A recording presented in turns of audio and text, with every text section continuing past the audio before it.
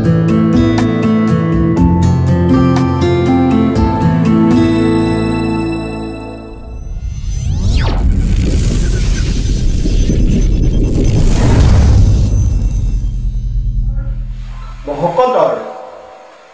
স্বৰূপটো কি পদ্ম পুৰাণত দেখিছে যে ভকত কোন হ'ব ভকত কোন হ'ব ভকত হ'ব পাৰে হে ৰাম ভ নামে ভগৱন্ত ভজনা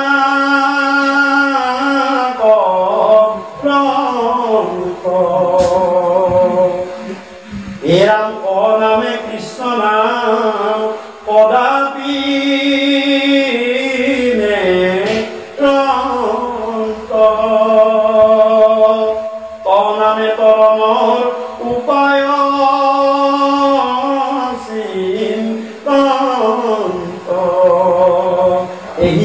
নকজানা ভকত গতিকে চাওক তিনিটা কথা ক নামে ভগৱন্ত ভজনা কৰিব ক নামে কৃষ্ণ নাম সুখে দুখে মুখে যোনো চাৰো নাম সুখ পাইছো কৃষ্ণই বুলিছো দুখ পাইছো কৃষ্ণই বুলিছো আৰু আমাৰ যদি কিবা অসুবিধাও পাইছো কৃষ্ণ বুলিছো সুবিধাও পাইছো প্ৰভু তোমাতে অৰ্পণ কৰিছো এইখিনি আৰু ত নামে কৰণৰ উপায় চিন্তা মোক এই কৃষ্ণ নামেহে তৰাব বাদৰ মোক আন কোনো বস্তুৱে তৰাব নোৱাৰে এই ভাৱনাটো যেতিয়া থাকিব সেইজনতে ভকত বুলি কৈছে আৰু সেইকাৰণে ভকত হোৱাটো আটাইতকৈ কঠিন আপোনালোকে নাভাবিব দেই আপোনালোকে স্ত্ৰী যে আমি ভকত নহয় দে আমি স্ত্ৰী নহয় ভকত সকলোৱে ভকত মনত ৰাখিব একদম স্পষ্ট কথা আৰু কিয় কঠিন যে এই কাৰণে কঠিন তেওঁ শক্তিত যদি সুদৃঢ় থাকে সুদৃঢ়তা থাকে যে মোৰ বিশ্বাস আছে মোৰ ভক্তিত শুদ্ধতা আছে যেনেকে কওক নকওক মোৰ কিন্তু নিজৰ ভক্তিত শুদ্ধতা আছে গতিকে মই যি কম ভগৱন্ত তাকে কৰাব একদম কৰাব কৰাটো চিউৰ তাৰ ইমানখিনি লৈ কৰো সেইকাৰণে ভকতে চাবচোন যি ভকত হ'ল তেতিয়াও এক নম্বৰ কথা আৰু ওপৰত সংগ্ৰাম কৰে কাকো অভিশাপ খাওপাত কেতিয়াও কাকো নিদিয়ে সদায় সাধুৰবাদ কৰিব তোমাৰ ভাল হওক কুশল হওক মংগল হওক ভগৱানে তোমাক কৃপা কৰক আনকি ভকতক যদি আপুনি এক চৰ মাৰি দিয়ে তেওঁ ভগৱন্তকে সেই প্ৰভু তেওঁ চুমুকি জ্ঞান দি পৰমাণু প্ৰদান কৰা মই জানিছো তেওঁ বেয়াৰ ফাললৈ গৈছে প্ৰভু মোৰ শৰীৰক প্ৰহাৰ কৰিছে একো নাই তুমি সমস্তখিনি থাকে তথাপিও তেওঁ অকল্যাণ নকৰিব কাৰণ যদি অকল্যাণ কৰা বুলি কয় ভগৱন্তই লগে লগে অকল্যাণ কৰাই দিব কৰাৰ পিছত তুমি প্ৰস্তাৱলৈ গৈছে মোৰ প্ৰথমতেই ভগৱন্তই কাম কৰাই দিব তোমাৰ এটা ভিতৰত মানে দুখ বোধ এটা মানে দুখ এটা তোমাৰ মানে ভাৱ জন্মিছে মইতো কৰিব নেলাগিছিল মই দেখোন ভকতেই নহয় কাৰণ মই তেওঁক অপকাৰ প্ৰমাণ ক'ত আছে এই কথাৰ প্ৰমাণ ক'ত আছে ভগৱানে কেনেকে সৃষ্টি যেতিয়া সত্য যুগত সৃষ্টি পাতিছিলে তেতিয়া ব্ৰহ্মাক ভগৱন্ত পুৰুষে বেদ 4খন দিছিল যে হে ব্ৰহ্মা এই মোৰ মুখৰ কথাই বেদ তুমি সৃষ্টিখন কৰিবা কেনেকে কি হ'ব লাগে তোমাক মই নিয়মখিনি কৈ দিলো এই বুলি সৃষ্টিখন কৰিবলৈ ব্ৰহ্মাক দায়িত্ব দিলো যেনেকুৱা আমি এটা ঘৰটো সাজিবলৈ মিস্ত্ৰী এজনক দায়িত্ব দিওঁ থাকিব কিন্তু গৃহস্থ কিন্তু ঘৰটো আমি কি কৰোঁ থাকিবলৈ দায়িত্ব দিওঁ মিস্ত্ৰীজনক কলোঁ যে তুমি বনাই দিয়া হয়নে ব্ৰহ্মাকো ক'লে বনাই দিয়া আৰু ব্ৰহ্মাই সেনেকৈ সৃষ্টিখন বনালে সেই তাত এটা নিয়ম আছিলে কি যে ব্ৰহ্মাৰ কথা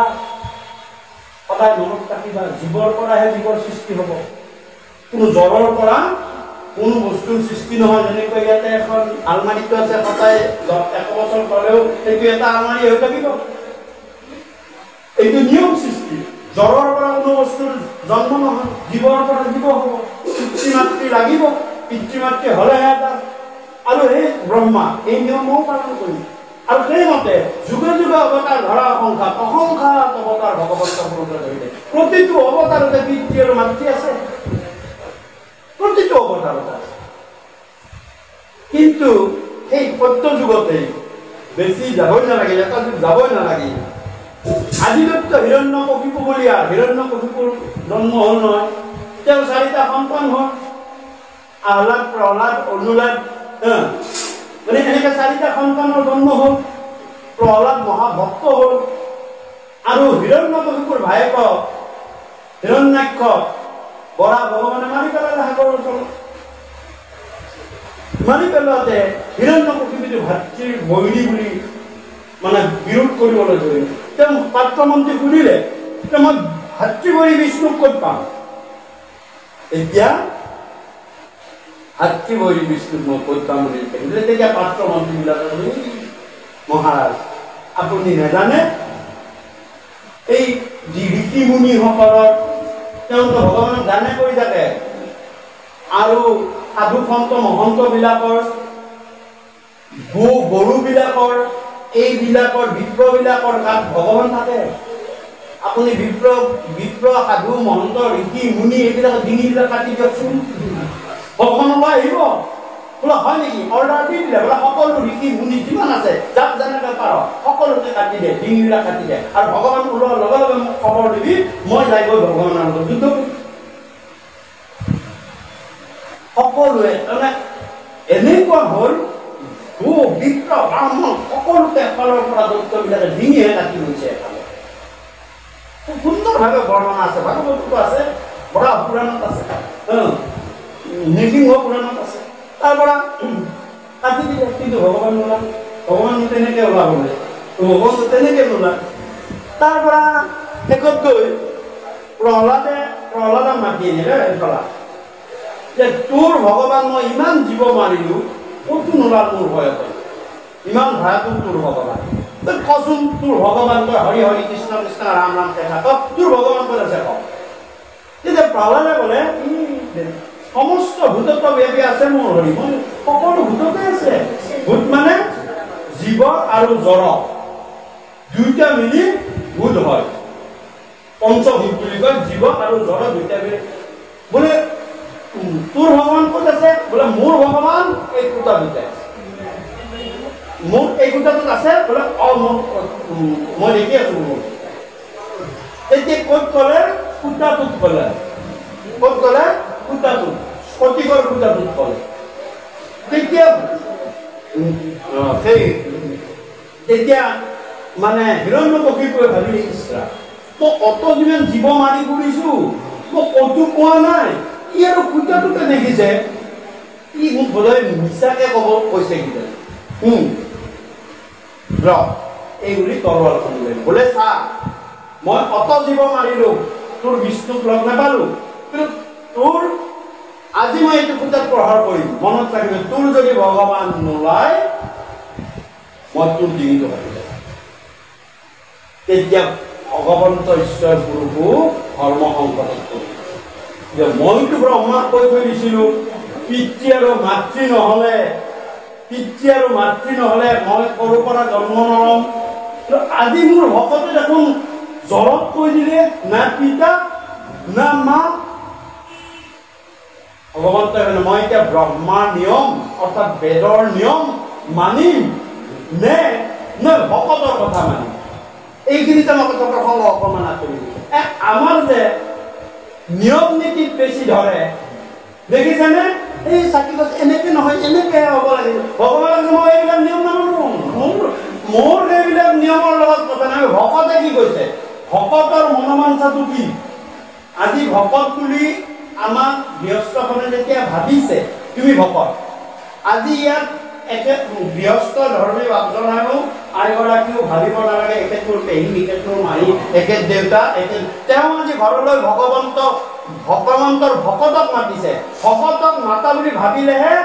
ভগৱন্তক পাব। যদি তেওঁ খুৰা দাদা ভাই পেহী বুলি মাতিছে তেওঁ ভগৱানক নাপায়। সেইকাৰণে কৈছে ভাবিলেহে ভগৱন্তক খোজিবে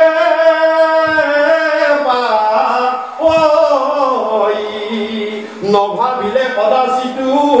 ওচৰ নাপাৱই। তেওঁ যেতিয়া আমাক ভকত বুলি ভাবিছে, ভগৱন্তই কৈছে ভকত স্বৰূপটো মই তোমাক দি দিছো,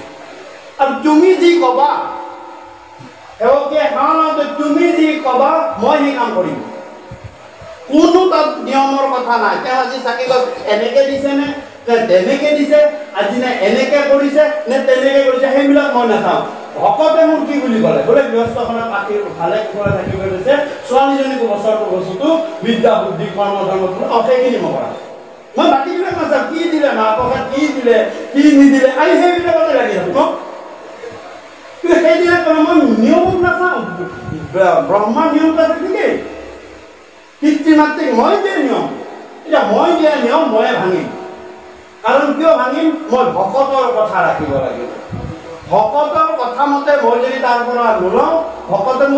ভকতে মোৰ বিশ্বাসঘাতক মই ভকতক বিশ্বাসঘাতক কৰা হ'ব আৰু ভকতক বিশ্বাসঘাতক কৰা মানে মোক কোনেও বিশ্বাসী নকৰিব গতিকে মই তাৰ পৰা ওলাবই লাগিব সেইকাৰণে লিখিলে ও সত্য কৰিবাক লাগি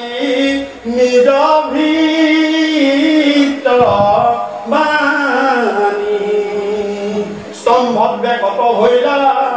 প্ৰভু চক্ৰপাণী ভকতৰ কথা ৰাখিবলৈ তেওঁ জ্বৰৰ পৰা নৃসিংহ ভগৱান ধৰি ওলাই গুচি চাওক ভকত সেইকাৰণে কৈছে যে মই কলিযুগত হে উদ্ধৱ মোৰ বেলেগ স্বৰূপ নাই ভকতেই মোৰ স্বৰূপ কলিযুগত মই ভকতত মানে মই বিনে ভকতেনি চিন্তে কিছু জ্ঞান হে ৰাম হে ভকতেকে মোৰ হিৰি জানিবা নিশ্চয় ভকত জনম জানা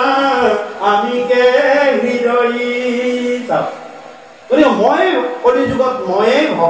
ভকতেই মই বাকী ক'তো মোক নোপোৱা ক'তো তীৰ্থত যোৱা কৰবাত যোৱা যাই থাকা এইবিলাক কাই কষ্ট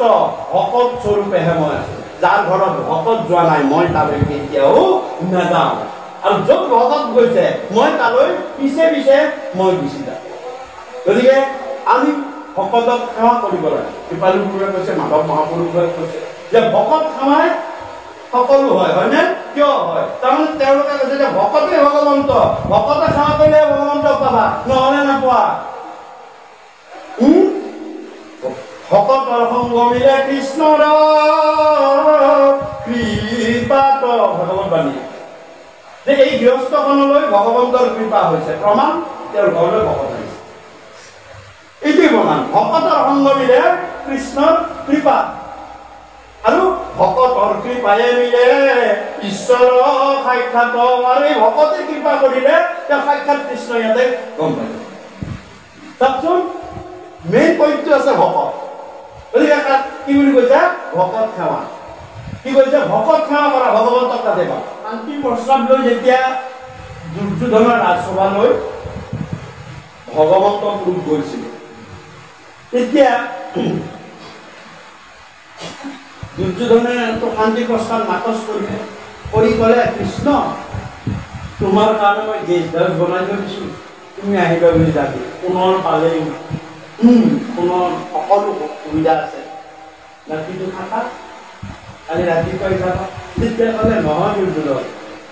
মই ইতিমধ্যে কথা দিয়ে থৈ দিছোঁ বোলে বোলে বিদুৰত মই বিদুৰৰ ঘৰত থাকিম এই বিদুৰটো বিচনাই নাই থাকিবলৈ তিনিডাল কাঠত থৈ মাথাত এডাল কঁকালত এডাল খালি নাযাবা কৰি আৰু ভৰিখন তলতটো নকৰিবলৈ এডাল তুমি তাত ক'ত থাকিবা মই থাকিম মই কথা দিছোঁ এতিয়া বিদুৰৰ দায়িত্ব কেনেকৈ আছে তাৰ পৰা এনেকে নাকচ কৰি দিম বিদুৰক ক'লে ব'লা তোমাৰ ঘৰলৈ যাম তোমাৰ তাতে নাথাকিম তেতিয়া বিদুৰৰ লগত আহি আছে ৰাস্তাতে ভগৱন্ত পুৰুষে কৈছে সেই দে বিদুৰ মোৰ বৰ ভোক লাগিছে মই গৈয়ে কিবা এটা খাম তুমিতো জানিছা মই ইমান দূৰ আহিছোঁ দুৰ্যোধনৰ তাত অৱসৰ মই পানী এগিলাচো খোৱা নাই খালে দিগদাৰ আছে গতিকে মই নাখাওঁ তোমাৰ তাত গৈয়ে মই কিবা এটা খাম হ'ব প্ৰভু আহক এইবুলি আকৌ গতিকে বিদুৰে লৈ গৈছে আৰু বিদুৰে লৈ গৈ বিদুৰে চৰণ ধুৱাই দিলে চৰণ ধুৱাই দি গৃহলৈ সোমালে তোমাৰ যে হয় দুজনে কোৱা কথা কি তিনিডাল কাঠেৰে এখন বিচনা বোলে বিজুৰ এখন কোন হয় বোলে এখন মনে প্ৰভু এই তিনিডাল কাঠ যে তুমি মন্ত্ৰী হয় ধৃতৰাষ্ট্ৰৰ তলতে তুমি তোমাৰ এনেকুৱা বিচনা হ'লে নহয় প্ৰভু আৰামত বোলে তোমাক পাহৰি থকা যায় মায়া নিদ্ৰাই এনেকে হেঁচা মাৰি ধৰে প্ৰভু গতিকে যাতে মায়া নিদ্ৰাৰ পৰা মই হাত সাৰিব পাৰোঁ অৰ্থাৎ বাটতটো সলালে মই সাৰ পাই যাওঁ সাৰ পাই গৈ তোমাৰ নামটো স্মৰণ কৰিম গতিকে প্ৰভু সেইকাৰণে মই তিনিডাল কাঠৰ ওপৰতে কৰোঁ এইটো সত্য ৰজ আৰু তম অৰ্থাৎ সত্যভাৱে সদায় মনত থাকিব সত্যভাৱে গাৰুক স্মৰণ কৰিব আগৰটো সত্যভাৱত সেইকাৰণে সত্যভাৱত গাৰুক স্মৰণ কৰিব লাগে আৰু মধ্যভাৱত ৰজ এইখিনি কঁকালখিনি ৰখা সত্যাৰ এইটো ৰজ ভাৱত আৰু তমু ভাৱত থাকে গতিকে এই বিদুৰৰ সজ্জা বুলি আমাৰ পিতৃপুৰুষে কৈছিলে যে সদায় কোৱাৰ আগত বিদুৰৰ সজ্জা বুলি কৈছিল তাৰ সজ্জা বিদুৰৰ সদায় ভকতৰ দেখিছেনে কৃষ্ণকে হয় নেকি এতিয়া হ'ব দিয়া পিছে মোৰ বৰ ভোক লাগিছে তুমি স্বস্তিকা কোৱা বিদুৰৰ পত্নীৰ নাম আছিল স্বস্তিকা কোৱা মোৰ কাৰণে কিবা লগে লগে আৰু উচ্চ আসনত বহিব দিলে ভগৱন্ত পুৰুষক আৰু বিদুৰে তলত থাকি ভৰি মালিচ কৰিবলৈ ধৰি ভগৱান আৰু স্বস্তিকাক ক'লে স্বস্তিকা লৈ আহা কৃষ্ণৰ কাৰণে ফল মূল লৈ আহা বস্তাখন থালত আৰু তলে তলে গোটেইখিনি আনি আৰু কৃষ্ণৰ আগত দি দিলে বিদুৰে চৰণ মহাৰি স্বস্তিকা আদি কৰিছে কৃষ্ণৰ মুখখন চাই থাকি হাতখনেৰে কলটো আনে পেলাই খাই থৈ যায় আপেলটো আনে ধৰি গৈছো খাই থৈ যায় মোক বস্তুটো আনে খাই থৈ যায় বিদুৰৰটো চকু ডাঙ খাই গৈছে হাৰে কৃষ্ণৰ ভোক লাগিছে আৰু এওঁ কি কাম কৰিছে কৃষ্ণক জ্ঞান এতিয়া কথা হ'ল ইয়াৰ পৰা যদি কোনো সোধ নাই কোচ নাই প্ৰসাদ খাই থাকে আপোনাৰ গোটেই চকু ডাঙ খাব নে সেইদিনা বিদুৰৰ চকু ডাঙ খাইছে ইয়াৰ পৰা যদি প্ৰসাদ খাই থাকে আপোনালোকে কেনেকুৱা হ'ব উঠিব নহয় চাব দে এতিয়া কি কৰে তেতিয়া বিদুৰ স্বস্তিকা তুমি কি কৰিছা কৃষ্ণৰ কাৰণে আনিব দিলো কৃষ্ণ ভোকত আছে তুমি কি খাই আছা কৃষ্ণৰ মুখৰ ফালে বিদুৰ আছে কৃষ্ণ হাঁহি আছে একো নকয় তেতিয়া স্বস্তিকাই বৰ ধুনীয়াকৈ কথা কয় এই স্বামী মোৰ ভিতৰৰ কৃষ্ণটো বৰ ভোক লাগিছে মই প্ৰথমতে মোৰ ভিতৰৰ কৃষ্ণটো খুৱাই লওঁ স্বামী কৃষ্ণই ক'লে এই গৈ মই তৃপ্ত হৈ গৈ আছো তুমি খাই থাকিব খাওঁ খাই আছে কোনে বিদুৰৰ পত্নীয়ে পাই আছে কোনে ভগৱন্তক তাৰমানে বিদুৰৰ পত্নীৰ ভিতৰত থকা কৃষ্ণটো বাহিৰত থকা কৃষ্ণটো একে বাহিৰত থকা কৃষ্ণটোৰ ভোক লগা কাৰণে ভিতৰত থকা কৃষ্ণটোৰো ভোক লাগি গৈছে তেওঁ ভাৱনা দেখিছে তেওঁ ভাৱনা ভিতৰত থকা কৃষ্ণটো ভাৱনা কৃষ্ণ ভাৱনা একেই তাৰমানে আৰু খাই আছে ইফালে কৃষ্ণই কৈছে মই তৃপ্ত হৈ গৈ আছো বিদুৰ অৰ্থাৎ খাই আছে বিদুৰৰ পত্নী স্বস্তিকাই আৰু তৃপ্ত হৈ গৈ আছে ভগৱন্তটো কৈছে কলিত ভকতে খাই থাকিব মই তৃপ্ত হৈ গৈ অৰ্থাৎ মই গৈ ইয়াতে নাখাওঁ কি কৰিব যে মোৰ যেতিয়া ভোক লাগিব মই ভকতক স্বৰূপে যাম আৰু মোক ভকতক দিয়াৰ লগে লগে আমি কি কম মই পাই যাম দেখিছানে আমি কি ভাবো এইটো অমুক ভকত এইটো তমুক ভকত এইটো লুগীয়া ভকত আচলতে তেওঁ ভকত তত্ত্বটোৱে নামানে সেইকাৰণে এইবিলাক 12 বছৰী কথা কয় আৰু তেওঁ কোৱা নাই নহয় ইয়াতে যি প্ৰসাদ দিছে ভগৱন্তই আহি খাব নেকি ইয়াতে কওকচোন আপুনি ঢাকুৰি মৰক কলিযুগত তেওঁ দৰ্শনেই নাই মই কলিযুগত কাকো দেখা নিদিওঁ দেখা দিয়া হ'লে মই ধনী ধনীবিলাকক একো দেখা ন কাকো দেখা নিদিওঁ মই ভকত স্বৰূপে লওঁ চব সেইকাৰণে আমি কি কৰিছোঁ ভকতৰ দ্বাৰা আগবঢ়াই দিছোঁ ভকতক সেৱা কৰিছোঁ ভকত তুষ্ট ভগৱান তুষ্ট হৈ গৈ আছে ইয়াত যদি ভকত অতুষ্ট হয় ভগৱান কেতিয়াও তুষ্ট নহয়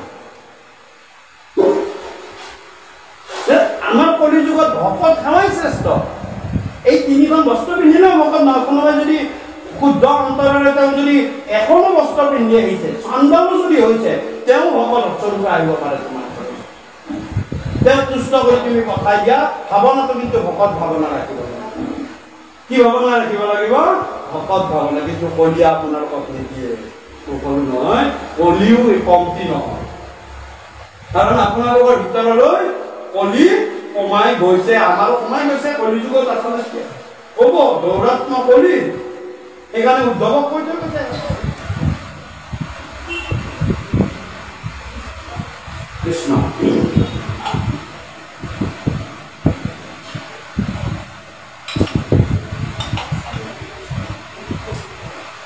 গতিকে ভকত ভাৱনাটো এইটো আমাৰ কথা নহয় এটা শাস্ত্ৰৰ মতে মই আগৰ পৰাই কৈছিলো এতিয়া আপোনালোকে কলি যুগলৈ মোৰ কৃপালু গুৰুৱে আমি কোৱা কথাই নহয় এটা শাস্ত্ৰই ক'লে এইখিনি শাস্ত্ৰত পাবই চৰিত পুথিত পাব মাধৱ মহাপুৰুষে গণপুচিৰ পৰা পাটদামলৈ আহি আছে আহি থাকোঁতে মাজতে মস্ত এজোপা বটগছ বটগছৰ তলত এজন বৰ ধুনীয়া বগা কাপোৰ পিন্ধা চুলি তুলি বগা সন্যাসী এজন বহি আছে বহি মাধৱ মহাপুৰুষক মাতিছে হে সুন্দৰ পুৰুষ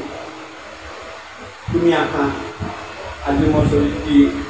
নামঘৰত মানে কৈছো পাঠ কৰিছো সুন্দৰ পুৰুষ তুমি আহা মোৰ ওচৰত আহিলে কলৈ যোৱা বোলে মই গুৰুৰ গৃহলৈ গুৰুৰ গৃহ তোমাৰ গুৰু কোন বোলে মোৰ গুৰু মোৰ আটা পুৰুষ কৃপালু গুৰু শ্ৰীমন্ত শংকৰ বোলে হয় তাৰমানে তুমি শংকৰৰ ভকত হয় আৰু শংকৰৰ গুৰু কোন এনেকৈ প্ৰশ্নটো হ'ল শংকৰৰ গুৰু তেতিয়া মাধৱ মহাপুৰুষে আৰু মাথা কৰিয়ে দিলে আৰু তেওঁলোক সোধা নাই জনা নাই এতিয়া বোলে মই এইটো প্ৰশ্নৰ উত্তৰ দিব নোৱাৰিম বোলে বাৰু মই ইয়াতে আছো তুমি ঘূৰি আহি মোক প্ৰশ্নটোৰ উত্তৰ দিবা তুমি যাবা নহয় বোলে তুমি এতিয়া সুধি আহিবা আহিলে মাধৱ মহাপুৰুষ নঙলাতে দেখিছে কৃপালু গুৰুৱে আজি মাধৱৰ মুখখন ওলমি আছে কলা মলা আন্ধাৰ মুন্ধাৰ হৈ আছে কিবা এটা হৈছে আৰু মাধৱৰ নহ'লে এনেকৈ নাহে আহি হস্তাংগে প্ৰণিপাত জনালে গুৰু সেৱা ভাগি কৰিলে কৰি ওচৰতে বহিলে মাধৱ আজি মুখ চুখ ভদ্ৰ মণ্ডলাই আহিছা কাৰণটো বা কি কোনো নেলাগে দিয়ক এটা মোৰ বৰ সংকট আছে সেইটো থাকিব দিয়ক মই আপোনাক সুধিবলৈ মোৰ সৎ যোৱা নাই নহয় নহয় কোৱাচোন কোৱা মই তোমাৰ কিজানি সংকটটো দূৰে কৰিব এই বোলো নেলাগে দিয়ক তেতিয়া বহুত গুৰুৱে ধৰাত তেতিয়া ক'লে যে মাধৱ মহাপুৰুষে ক'লে যে সেই গুৰু মই এনেকৈ এজন বগা সন্যাসীক লগ পালোঁ ৰাস্তাত আহিলে মোক সুধিলে ক'লৈ যোৱা মই গুৰুৰ গৃহলৈ যাওঁ বোলে গুৰু তোমাৰ কোন আপোনাৰ কথাই কোৱা হ'ল এতিয়া তাৰপিছত সুধিলে যে আপোনাৰ গুৰু কোন এইটো কথাটো মোৰ সংশয় লাগিলে গতিকে মই যেতিয়া কেতিয়াও সুধিব নোৱাৰোঁ আৰু সেইটো মই সোধা কোনো কথাই নাই নিশ্চয় কেতিয়াও গুৰুৰ গুৰু সুধিব নাপায় গুৰুৰ দুখ দেখিব নাপায় গুৰুৰ যদি দুখ দেখিলে নিশ্চয় সেইটো মহাপাপ বুলি কৈছে গুৰু নিন্দা শুনিব নাপায় মনত ৰাখিব মই কথাখিনি কওঁ গুৰু নিন্দা শুনিব নাপায় গতিকে চাওক সেইটো কলিৰ দুখ হয় হয়নে আৰু এতিয়া কওকচোন আইনতীসকলৰ স্বামীও গুৰু স্বামী গুৰুৰ নিন্দাও আইনতীসকলে শুনিব নাপায় কিন্তু কলি যুগত আকৌ বেছিকৈ নিন্দা কৰা পত্নীগৰাকীয়ে বেছিকৈ নিন্দা কৰা হৈছে হয়তো নহয় দুখটো দেখুৱাই দিয়ে কিন্তু কৈছে সতীটো সেইকাৰণে দোকান সতী যে দেহত্যাগ কৰিলে কিয় যে গুৰু নিন্দা মই শুনিব নোৱাৰোঁ গুৰু নিন্দা শুনাৰ নিচিনা মোৰ পাপ নাই মোৰ স্বামী শিৱৰ নিন্দা শুনিছে বোলে দেউতাকে পিতৃ-পিতাকে নিন্দা কৰি আছে যদি কৈছে যে গুৰু নিন্দা শুনাটো পাপ যদি শুনিবলগীয়া হৈছে তুমি কাণত চিৰা মাৰা ভাগৱতৰ সেইকাৰণে চতুৰ্থ স্কন্ধত শিৱ আৰু সতীৰ কথা দিছে কিয় তাত তত্ত্বটো হ'ল গুৰু নিন্দা কি কৰিলে সতীয়ে যে মই কাণত সোপা দিলোঁ নাই সোপা দিও থাকিব নাই তেতিয়াহ'লে তুমি সেই ঠাইত ত্যাগ কৰা আৰু সেই ঠাইত ত্যাগ কৰি যদি তুমি যাবলৈ নোৱাৰা অৰ্থাৎ শিৱৰ বিৰোধ কৰি তেওঁ গুচি গৈছিল শিৱক কৈছিলে মই যামেই, শিৱ কৈছে তুমি তাত ছিলো গৈ তুমি ভয়ানক বিপদ হ'ব তুমি তালৈ গ'লে। শিৱ জানিছে যে তেওঁ নিন্দা হ'ব পিতাকে, আৰু নিন্দা কৰিলে এওঁ তাক মহাপাপত হয় গুঞ্জিব লাগিব, আৰু নহ'লে তেওঁ কাম কৰিব লাগিব। এইটো চিউ এতিয়া ক'লে মইতো স্বামীৰ গৃহলৈ যাব নোৱাৰো, গতিকে মই এই অপুষ্টি দেহটো যিটো মই স্বামীৰ নিন্দা কৰিলোঁ এই দেহ মই এই দেহলৈ আৰু এই জনমেই নালাগিল। মোক যিটো জনম পিতৃয়ে দিছিলে সেই পিতৃয়ে মোৰ যেতিয়া স্বামী নিন্দা কৰিলে মই মহাপাপত ভুগিলোঁ, গতিকে এনেকুৱা পিতৃৰ নাম লৈ মই আৰু জনম লওঁ। গতিকে মনত ৰাখিব গুৰু নিন্দা শুনাটো মহাপাপ, কেতিয়াও নুশুনিব। কোনোবাই কেতিয়াবা আজিকালি ফেচবুকতে দি থাকে সেই পঢ়াটো পাপ, তাৰমানে গুৰু নিন্দা পঢ়াটো শুনাটো পাপ, সেইটো সদায় এভইড কৰি চলিব লাগে। কৰি থাকক নিন্দা, তেওঁ কৰিলে তেওঁ ফল পাব, আমি গুৰু নিন্দা নুশুনো। গতিকে সেইদিনা গুৰুৱে তেতিয়া ক'লে যে এই মাধৱ তুমি কিয় নকলা, তুমি এনেকে ক'ব লাগিছিল, মোৰ গুৰু তুমি কোন নাজানা, পালো গুৰু মোক কওক। ও সৰ্বতত্ব ভৱতত্ব মই গুৰু মানো, ভকত গুৰুত বিনে আনক নাজানো। দেখিছে কৃপাল গুৰুৱে কি বুলি ক'লে যে সৰ্বতত্ব ভকত গুৰুৱেই মোৰ গুৰু, অৰ্থাৎ ভকতেই মোৰ গুৰু, ভকতৰ বাহিৰে মোৰ গুৰু কোনো নহয়। কৃপালু গুৰুৱে কাক দিলে চিগনিফিকেন্সটো, ভকতক দিলে। ইফালে কৃষ্ণই কাক দিলে, উদ্ধৱক ক'লে তুমিয়েই গুৰু। দেখিছেনে একে কথা। হে হৰি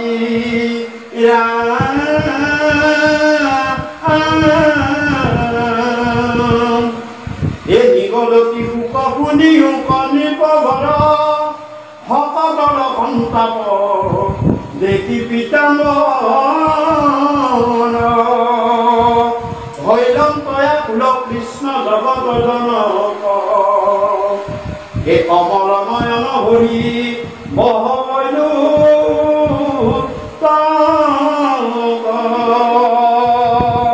পিতবস্তে মচি মুখ তেদি আমি চাক স্নেহে উদ্ধৱক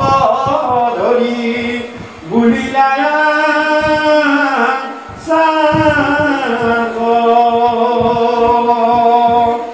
যে ভগৱন্ত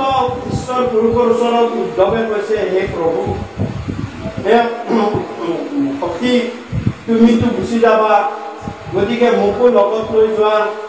মই আৰু তোমাৰ লগতে যাওঁ। তুমিতো এই যদুকুল ধ্বংস কৰিবা মই গম পালোঁ, কাৰণ তুমি এই মানে সাপটো তুমি নুগুচালা, গতিকে যদুকুল ধ্বংস কৰিবা জানো, তুমিও যাবা মই জানো,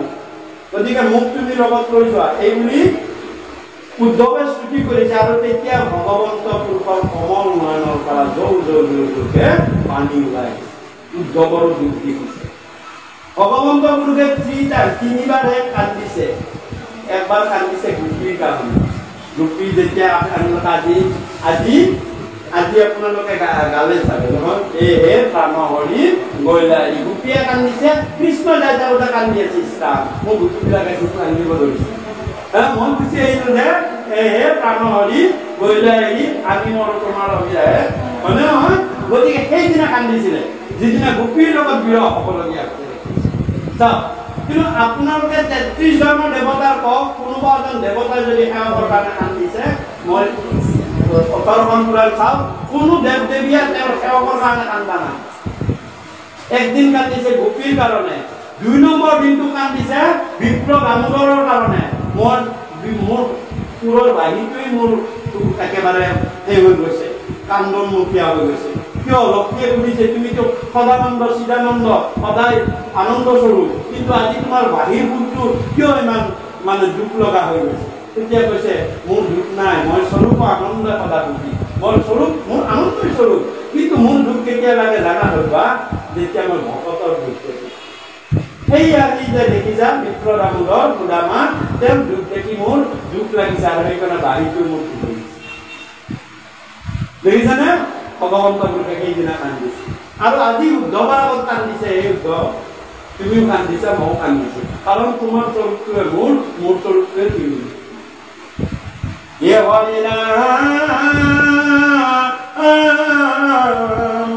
তেজি চিন্তা চিত্ত চিৰ কৰা মহাশয় তজু দুখ দেখি মোৰ নকহে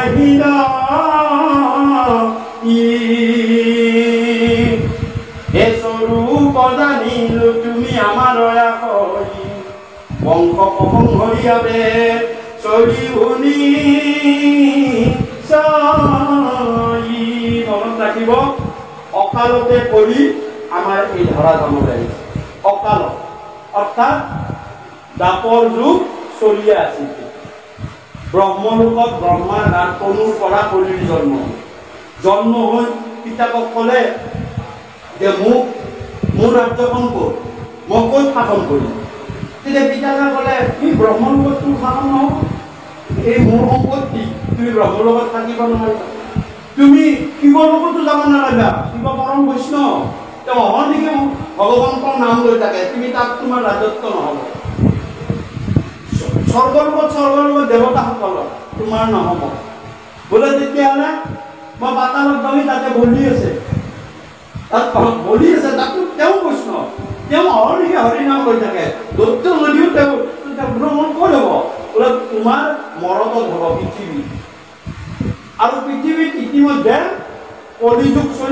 দাপৰ যুগ চলি আছে ভগৱন্ত ঈশ্বৰ পুৰুষ মনুষ্য হৈ এই পৃথিৱীত লীলা কৰি আছে যেতিয়ালৈ বৈকুণ্ঠলৈ ভগৱন্ত নাহে তেতিয়ালৈ তোমাৰ তাত ৰাজত্ব নচলিব তোমাৰ ৰাজত্ব চলিব ভগৱন্ত অহাৰ পাছত তোমাৰ সময়খিনি কৰিম আৰু ভুলতেও তুমি এতিয়া পৃথিৱীলৈ নাযাবা কিবা কাৰণত যদি ভগৱন্তৰ চকুৰি পৰা তুমি লগে লগে ধ্বংস মই কৈছো কিন্তু বোলে হয় নেকি হ'ব দিয়ক এইবুলি ক'লে কিন্তু দুষ্ট দুৰ্গতি কৰিয়ে বাপেকৰ কথা অৰ্থাৎ প্ৰথম চাইন কৰি যুগত বাপেকৰ কথা পুতেকে নুশুনে চাওক যি বাপেকৰ কথা ৰাখি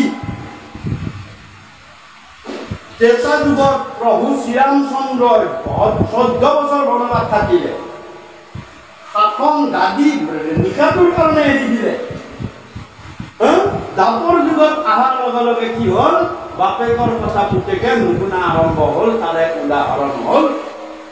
দুৰ্যোধন যে পিতৃবাক্য গুৰুবাক্য নমানিবে দুৰ্যোধন পিতৃবাক্য গুৰুবাক্য নমানিবে দুৰ্যোধন নমানিবে সাক্ষাতে পৰম ঈশ্বৰ নাৰায়ণ সাক্ষাতে ভগৱন্ত পুৰুষকো তেওঁ নেমানিলে এয়া কলিৰ প্ৰথম চাইন দুৰ্যোধনৰ আগতে গাতে প্ৰথম চাইনটো লাগিব দেখিছেনে ত্ৰেতা যুগত কি হ'ল দাপৰ যুগত কি হ'ল দুৰ্যোধনে ভীষ্মৰ কথা নুশুনিলে দ্ৰোণাচাৰ্যৰ কথা নুশুনিলে বাপেক ধৃতৰাষ্ট্ৰৰ কথা নুশুনিলে স্বয়ং কৃষ্ণই গৈ ক'লে বোলে দাদা যুদ্ধ নকৰিবা দুইফালে মৰিব শান্তিৰ প্ৰস্তাৱ লৈ আহিছো নাই কৃষ্ণৰ কথা নমানিবে নাৰায়ণ ভগৱানকো নামানিবে এই লোকে কলিতাৰ দেহে প্ৰৱেশ দিব আৰু এই লোকে কলিতাৰ দেহে প্ৰৱেশ দিব আৰু দুষ্ট দুৰ্যোধনৰ দুখে কুৰুকুৰ বিলম্বিব ভগৱন্তই চিলেক্ট কৰি ল'লে মই দুৰ্যোধনৰ দ্বাৰা তাৰপিছত কি হ'ল যে নামানে কলিয়ে অকালতে আহি গৈ কি কৰিলে কিছুমান নিৰ্দিষ্ট জাগাত লুকাই থাকিলে কৈছিল নহয় ভগৱানে যদি চকুৰি কৰে মই মৰিব লাগিব কৈছিল না নাই বাপেকে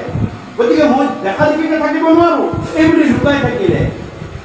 থাকোঁতে অন্তৰত আমি ভগৱন্তই গমেই পাইলো বলি আহিলে এই কথা যেতিয়া গমেই পাই গ'ল ভগৱন্তই যে তেতিয়াহ'লে মই কামত লগাই দিম আহিছ ভালে হ'ল মোৰ কাৰণেতো আহিছ মই এতিয়া তোক কামত এইবুলি কিছুমান নিৰ্দিষ্ট জেগাত লুকাই থাকিছিলে নহয় ভগৱানৰ পৰা ক'ত লুকাই থাকিব পাৰে তেওঁ সকলোতে আছে গতিকে প্ৰথম লুকাই আছিলে তাৰ কলি লুকাই আছিলে মদিৰাত মদক লুকাই আছিলে সেই তেতিয়া বোলে তেতিয়াহ'লে মদত আছে নহয় যোৱা মদ খুৱাই মোৰ নিজৰ যদুবংশ মই ধ্বংস কৰিম সেইকাৰণে মদ খুৱাই নিজৰ যদুবংশটো দাপৰ যুগতে ভগৱন্ত পুৰুষে ধ্বংস কৰিব কৰি তাতে কামত লগাই দিলে আৰু ক'ত আছিলে জুৱা পাশা খেলা তাতো আছে নহয় এই কুৰুকুৰিটোৰ বহুত উৎপাদ হৈছে জুৱা পাশা শকুনিৰ দ্বাৰা খেলাই মাতি আনিলে আনি কি কৰিলে জুৱা পাশা খেলাই গোটেই কুৰুকুৰ ধ্বংস কৰি দিলে দেখিছেনে দাপৰ যুগতে হৈ আছে দাপৰ যুগত মদটোৱে মাৰিলে না নাই গোটেই যদুকুলটো তাৰপিছত কুৰুকুলটো মাৰিলে না নাই জুৱা পাশা খেলাই ধৃতৰাষ্ট্ৰ সেইদিনা যদি বিদুৰৰ কথা মতে ইন্দ্ৰপ্ৰস্থৰ পৰা যুধিষ্ঠিৰ যদি নাহে বিদুৰে কৈছে তুমি নাযাবা জুৱা পাশা খেলাটো ধৰ্মাৱলম্বী লোকৰ কাম নহয় তুমি সাক্ষাৎ ধৰ্মৰ প্ৰতি তুমি জুৱা পাশা কিয় খেলিব চোৱা তুমি নাযাবা তোমাৰ বিপদ আছে কিন্তু যুধিষ্ঠিৰে কি ক'লে বোলে এই খুৰা এক নম্বৰ কথা আদেশ হৈছে মোৰ ৰাজনৰ আদেশ ৰজাৰ আদেশ হস্তিনাপুৰ নৰেশ চলাতে মই তেওঁ মানিব লাগিব দুই নম্বৰ মোৰ পিতা আহিব অৰ্থাৎ ধৃতৰাষ্ট্ৰ মোৰ পিতৃৰ কথা মই পুত্ৰ হিচাপে শুনিব লাগিব খেলো নেখেলো বেলেগ কথা কিন্তু মোক মাতিছে যেতিয়া মই ৰাজসভালৈ যাব আৰু যেই গ'ল কলিটো আছেই কলিয়া লগাই ল'লে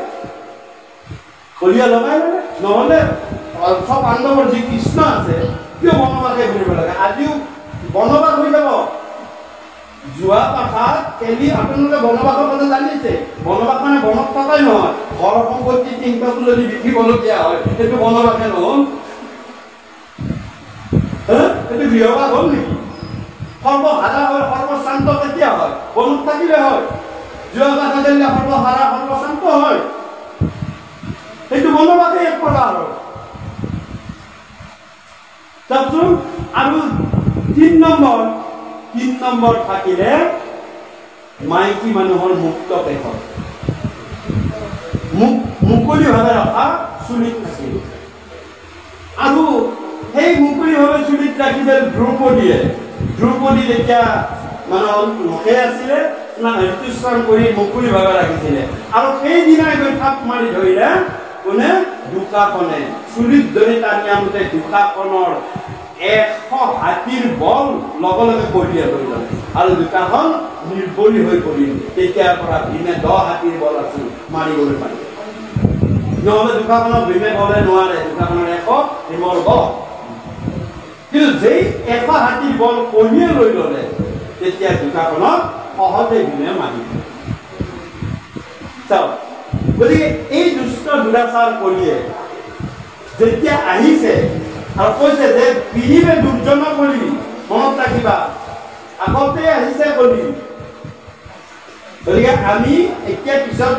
মহাৰাজ পৰীক্ষিতেও সেই দুটা জাগাত দি দিলে কৰি স্থান তাৰ লগত আকৌ দিলে বৈশ্যালয় দিলে তাৰপিছত পঞ্চ পুনা দিলে এইবিলাক পিছৰ কথা বেলেগ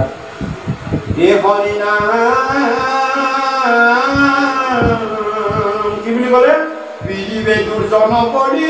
গুচিবে অৰাম হুইবে অধৰ্মত ৰতি যতে প্ৰজাৰ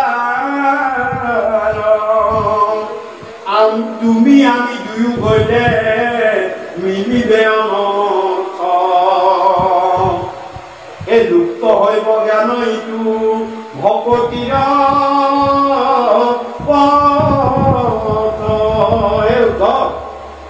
দুৰ্জন কলিয়া আহি পিৰিব ইতিমধ্যে কৰি আহিছে এতিয়া সি উৎপীড়ন কৰিবলৈ ধৰিব তুমিও যদি যোৱা ময়ো যদি যাওঁ তেতিয়াহ'লে এই পৃথিৱীত মানুহ থাকিব নোৱাৰিব আচাৰ বিচাৰ নীতি একো নাইকিয়া হৈ যাব গতিকে আপোনালোকে আচাৰ বিচাৰ নীতি লাহে নাইকিয়া হৈ আহিছে হয়নে নহয় আমাৰ গাঁৱে তাৰ প্ৰমাণ বেলেগ ক'বই নালাগে আমি 50 বছৰ পিছলৈ উভতি গ'লেই হ'ল 50 বছৰ পিছলৈ 40 বছৰ পিছলৈ উভতি গ'লেই হ'ল আগতে সেইবিধ মাংস গেটৰ পৰা আমি বাহিৰে বাহিৰে বালালৈ নিব লাগিছিল আজিকালি ঘৰে ঘৰে দোকানে দোকানে চৰুলৈকে যায় দেখিছেনে আগতে এটা চুবাত বেয়া বস্তুবিধ খোৱা মানুহৰ এটা বা দুটা ভয়ে ভয়ে কিনো খায় ভয়ে ভয়ে সোমাই থাকে মানুহে অলপমান হিংসুক কৰি খায় আজিকালি 99টাই খায় এটাহে নাখায় হয়নে নহয় চাওকচোন পিঢ়ি আহিছে নে নাই পিঢ়ি আহিছে নে নাই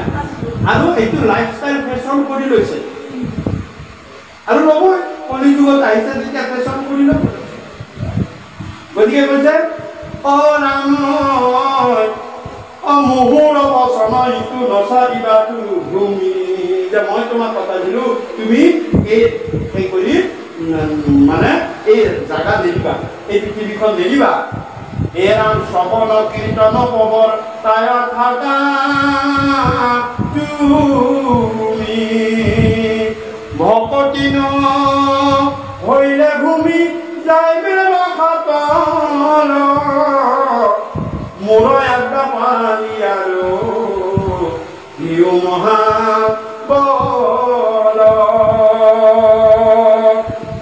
এৰাম যত দেখা শুনা মায়াময় স্বপ্ন হৰিময় দেখি দূৰ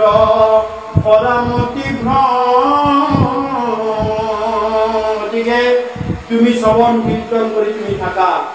আৰু হৰিময় দেখি মতি ভ্ৰমটো নাইকিয়া কৰা সকলোতে অৰ্থাৎ সকলো বস্তুকে কৃষ্ণময় দেখিব দিছে কৃষ্ণময় দেখি কৃষ্ণতে অৰ্পণ কৰিব দিছে আৰু তুমি সমস্তখিনি কৃষ্ণতে অৰ্পণ কৰি কোৱা যে তুমি মোক চলাই দিবা এইখিনি হৈছে সমৰ্পণ কৃষ্ণক যিয়ে সমৰ্পণ কৰিব কৃষ্ণই তাৰ দায়িত্ব ল'ব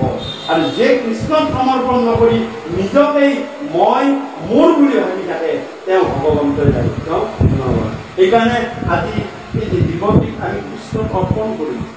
আৰু কৃষ্ণক অৰ্পণ কৰি দিয়াৰ লগে লগে এই যুৱতী বছৰটোৰ চলনটো ভগৱন্তৰ দায়িত্ব আৰু তাকে মাধৱ মহাপুৰুষে কৈছে আজি আপোনালোকে গাইছে পৰম চতুৰ কি বুদ্ধিত কুকলা আজি যিটো মাধৱৰ গুণ ভালে মিছা কলে বৰপুতে মুকুতি গণিত বুলি ভগৱতী মাধৱ পৰম চতুৰ মানুহ যিজনে সকলোখিনি ভগৱন্তক অৰ্পণ কৰি দি তেওঁ নিশ্চিন্ত মনে থাকে গতিকে হে ৰাম গান কৰ্ম ভকতি কহিলো কৰি ভেদ ভকতি পৰম দিলো কৰিছে জ্ঞান জ্ঞান যুগ ভক্তি যুগ কৰ্মযুগ এইবিলাক কথা কলো আৰু তোমাৰ ভক্তি পৰম পন্থ দিলো কৰিছে মনত ৰাখিবা ভক্তি পৰম পন্থ ইয়াৰ তোমাক মই সিদ্ধান্তটো দিছো ভক্তি কৰিলেহে তুমি মোক পাবা জ্ঞানৰ পথত নাহিকে সহায় কৰ্মত বিঘিনি হয় ভক্তিৰ পথত ঈশ্বৰ সহায় জানিবা নিশ্চয় যে জ্ঞানৰ পথত তোমাক সহায় কৰা কোনো নাই অৰ্থাৎ জ্ঞান পথটোত কি কৰিব লাগে ধ্যান ধাৰণা সমাধি এই তিনিটা কৰিলে তুমি মানে জ্ঞানৰ পথত আগবাঢ়িব লাগিব যেনেকুৱা ধ্যান কৰিব পাৰিব লাগিব অৰ্থাৎ মনটো কনচেন্ট্ৰেশ্যনটো আনিব পাৰিব লাগিব ধাৰণা এটা কনচেপশ্যন থাকিব লাগিব আৰু সমাধি তাত গৈ তুমি ভিতৰলৈ সোমাই যাব পাৰিব সমাধি নিজকে তাত বিলীন কৰি দিব পাৰিব যেনেকুৱা এটা ল'ৰাই জ্ঞান পথেৰে তেওঁ আগবাঢ়িব বিচাৰে সেইকাৰণে চাওক ল'ৰাটোৰ কি প্ৰথম কথা হয় ধ্যান দিব দেই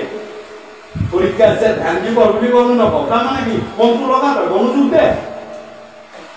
আৰু ল'ৰাটোৱে ধ্যানটো দিয়াৰ লগে লগে তাৰ ধাৰণাটো আহিব লাগিব ঠিক ধাৰণা কৰি আছে অংকৰ মেলি আছে ইংৰাজী কিতাপখন হ'বনে অংক যদি হয় অংকৰ ধাৰণাটো তাৰ মনলৈ আনিব লাগিব কিতাপখনে অংকৰ ধাৰণাটো গণিতখনে আনিব ইংৰাজী ধাৰণাটো আনিব আৰু সমাধি তাত তেওঁ একগ্ৰস্তভাৱে সমাধিস্থ হ'ব লাগিব এইটো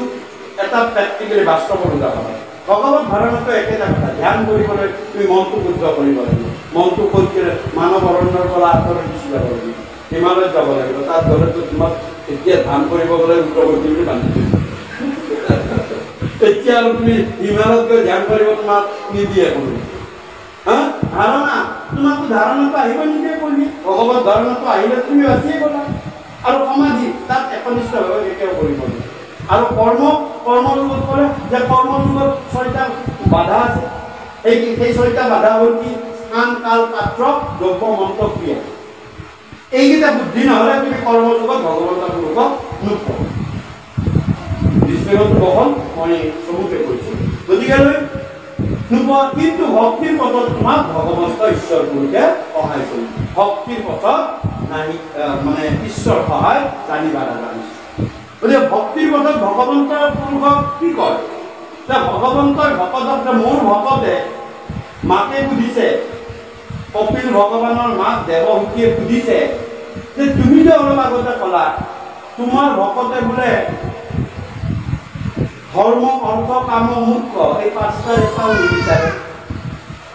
ধৰ্ম নিবিচাৰে অৰ্থ নিবিচাৰে মানে কামনাও নাই তেওঁৰ আৰু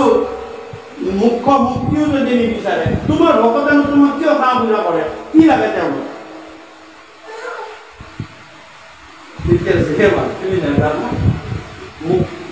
মোৰ ভকতসকলে কি বুলি সেৱা কৰে এতিয়া ভকতৰ ডেফিনিশ্যন এইবিলাকৰ আহিব ভকত কাক কৈছে যে মোৰ ভকতে কি কৰে জানেনে মোৰ ভকতে মোক সেইকাৰণে ভক্তি কৰে যাতে মোৰ ভক্তি থাকে মোক যাতে ভক্তি কৰিব পাৰে সেইকাৰণে মোৰ ভকতে ভক্তি কৰে মোৰ ভকতে ধৰ্ম অৰ্থ নালাগে ধৰ্ম কামনা তেওঁলোকৰ কোনো কামনা আছে কামনা এটা নিষ্কাম কামনা কথা কওঁ ভাবচোন মোৰ ভকতৰ কামনা কি জানানে মাতৃ বোলে কি মাধৱ মহাপুৰুষে লিখিছে কৃপাৰ সাগৰ দৈৱকী নন্দন পুৰীও মনৰ মোৰ ভকতৰ এইটোৱে কামনা কোনটো ভকতৰ সংগ সদায় নুগুচুক মুখে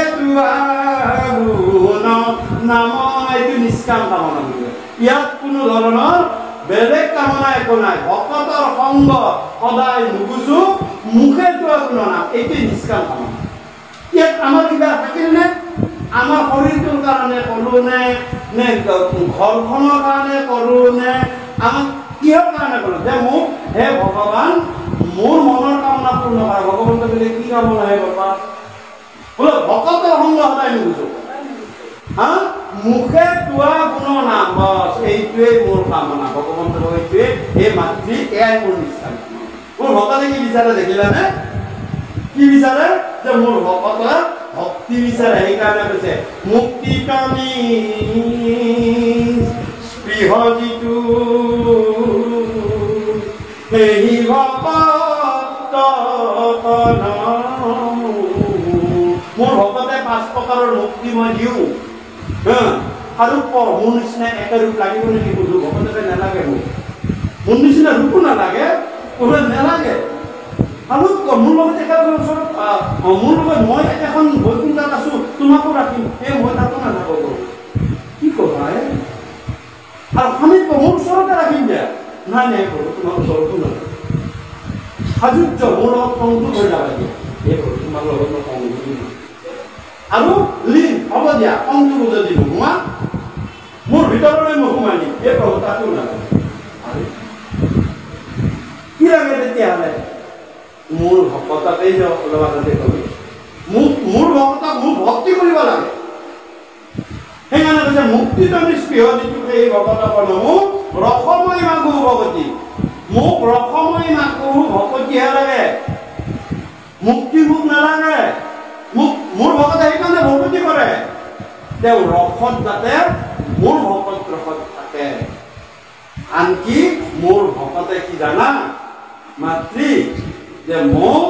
নাৰকী জীৱনো যদি পায় তথাপিও মোৰ ভক্তিকে বিচাৰে মই এনেকে নাৰকী জনমেই নম কাৰ নিচিনা ইন্দ্ৰদ্যুম্ন ৰজাৰ নিচিনা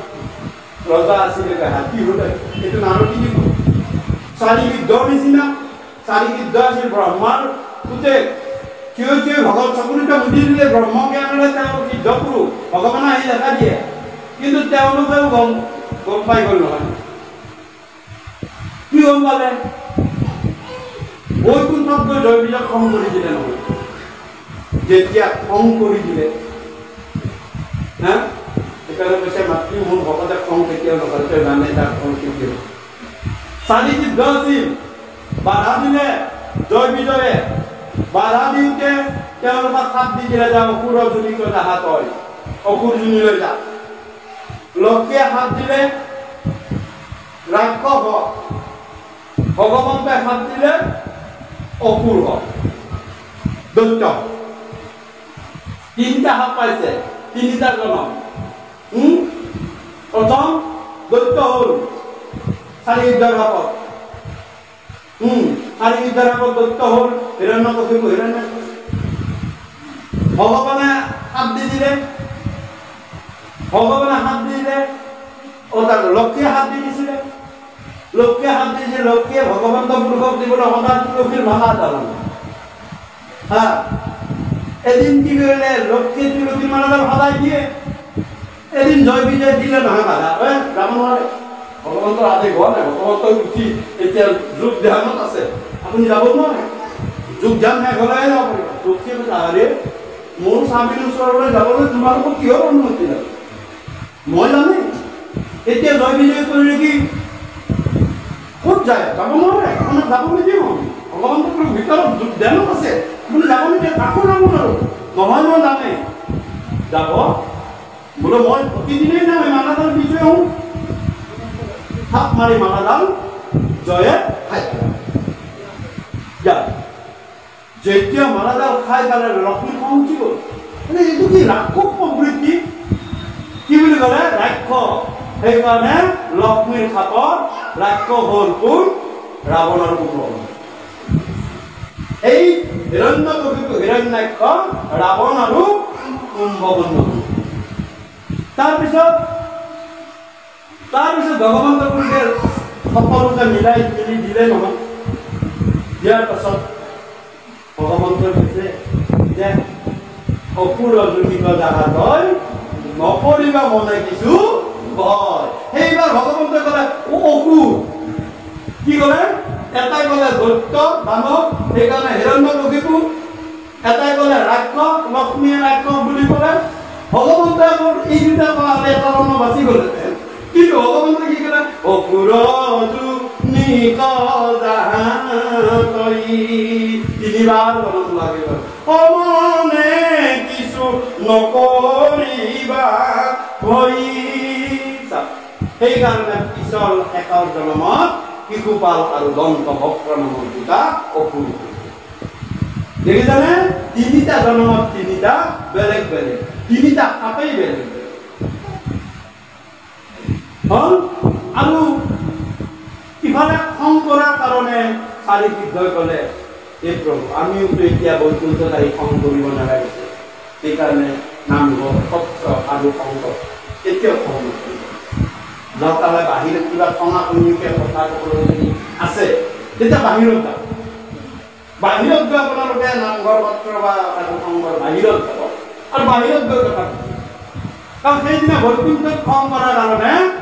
চাৰি সিদ্ধই গম পাইছে যে আমিও সাপ খাব লাগিব, আমি বৈকুণ্ঠৰ নিচিনা জেগাত আহি খং কৰিলোঁ, সেইটো কৰিব নোৱাৰিছিল বোলে। আমিও নিশ্চয় ইয়াৰ পৰা আমি চাৰি সিদ্ধ ব্ৰহ্মাৰ পুতে এতিয়া আমি নাৰদী জীৱন ল'ব লাগিব, আমি নৰকৰ ওচৰলৈ যাবই লাগিব, আমি নৰক ভুঞ্জিবই লাগিব। আৰু তেতিয়া চাৰি সিদ্ধ ভগৱন্ত পুৰুষক খুব সুন্দৰ ভাৱে কৈছে যে কি বুলি ক'লে, ভক্ত প্ৰহ্লাদৰ তাতে আছে, হে ৰাম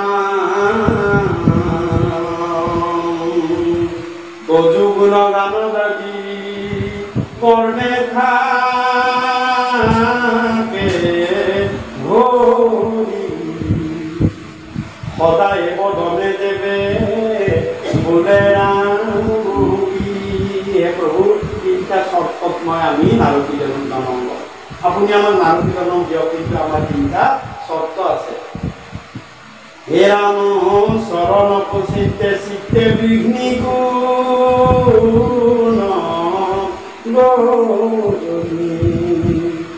নাৰদী নমতেবে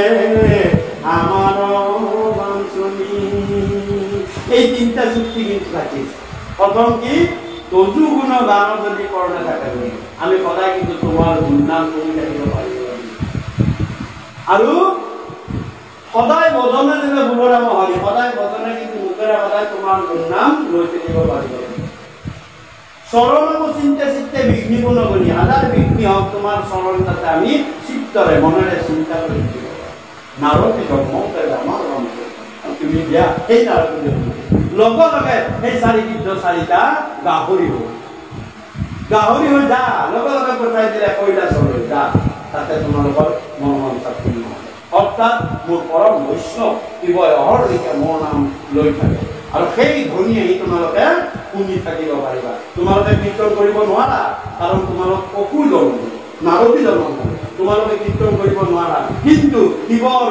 যি মোৰ নাম অহৰ্নিশে লৈ থাকে সেই নামৰ দ্বাৰা তোমালোক পবিত্ৰ তোমালোকে মুখেৰে ফুসফুসাই থাকিব পাৰিবা তোমালোকৰ কোনো নিজৰ শব্দ নাই গতিকে সেই ফুসফুসনিতে মোৰ শুদ্ধ নাম তোমালোকে চিন্তা কৰি থাকিব আৰু সদায় মোৰ কথা তুমি সেই পবিত্ৰ নামত তোমালোকে এই বুলি কোৱাৰ লগে লগে সেই চাৰিটা আৰু এই মহাপূৰ্ণ নামৰ বলত চাৰিটাই লাহে লাহে লাহে লাহে মুক্তি পাবৰ সময় আহিব তেতিয়া তেওঁলোকে কি কৰিলে চাৰিওফালৰ পৰা কৈলাশ পৰ্বতখন খান্দি আনিব ধৰাত কৈলাশ পৰ্বতখন লৰিবলৈ ধৰিলে তেতিয়া শিৱই ধ্যান যোগে চিন্তা কৰিলে মোৰ আজি এনেকুৱা বিপদ কিয় হৈছে কোনে এই কাম কৰিছে তেতিয়া দেখিলে যে চাৰিটা গাহৰি ইও হৈ ব্ৰহ্মাৰ সন্তান ভগৱন্তক ক'লে হে প্ৰভু কি কৰা যায় দেখিব তেওঁলোকৰ মুক্তিৰ সময় সাপ তেওঁলোকৰ গুচি গ'ল তুমি মুক্ত কৰিব তোমাৰ হাতত মুক্ত হ'ব গতিকে লগে লগে শিৱই নিজৰ ত্ৰিশূল দিলে ত্ৰিশূলেৰে বধ কৰিলে আৰু এই দিনাৰ পৰা ভগৱন্ত কৰিলে তোমাক পশুপতি নাম দিয়ে ভগৱন্ত বুদ্ধে তেওঁক পশুপতি নাম দিয়ে সেইকাৰণে কয় নহয় শিৱৰ এটা নাম পশুপতি আৰু সেই চাৰিবিধ আকৌ পুনৰ ভগৱানৰ ওচৰত চাওকচোন তাৰমানে অৰ্থাৎ মোৰ ভকতে সদায় তেওঁ যি জীৱন নলওক মোৰ নাম যাতে শুনি থাকিব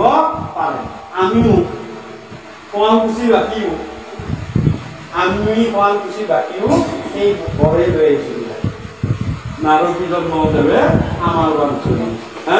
আমাৰ অহৰ্নিশে আমি নাম শুনি থাকিব পাৰোঁ ওলাই গ'লেও নাম শুনো সোমালেও নাম শুনো কৰবাৰ পৰা আহিলেও শুনো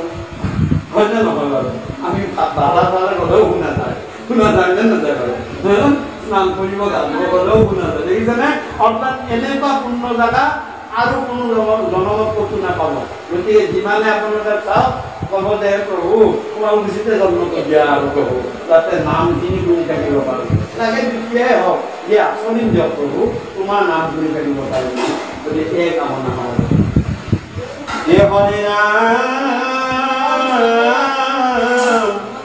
এ নাহি কেৰু তম গতি ভকতিত কৰে হে ৰাম নিষ্ঠে কহু ভকতিকে মুক বৈশ্য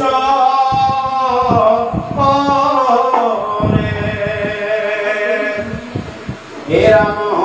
ভকতিত কৰে আন নকহিবা কি ৰাম হেন শুনি উদ্ধৱে মোক শিলা দুই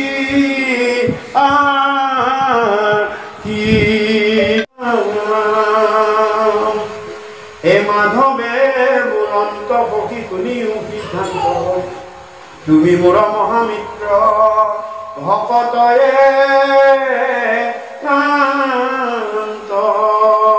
গতিকে হে সখী ভকতিকে মোক বৈশ্য কৰে বেলেগ একো বস্তুৱে মোক বৈশ্য কৰিব নোৱাৰে মই ভকতৰ দাস আৰু মই যাৰ দাস ধৰিলো তাৰ একো অসুবিধাই নহয় আৰু ক'লে এ হৰিনাম হে ৰাম পায়া মোক মনত সন্তোষয়া কৰি ভকতৰ সখী সুখ ময়ন সুদিশ জানি মোক ভকত সকলে দেখে মিছা ইন্দ্ৰ ব্ৰহ্ম কৰ কোন কৰে মনে মোৰ ভকতে ইন্দ্ৰ পদটো যদি দিয়ে তেওঁ কয় মোক ইন্দ্ৰ পদ নালাগে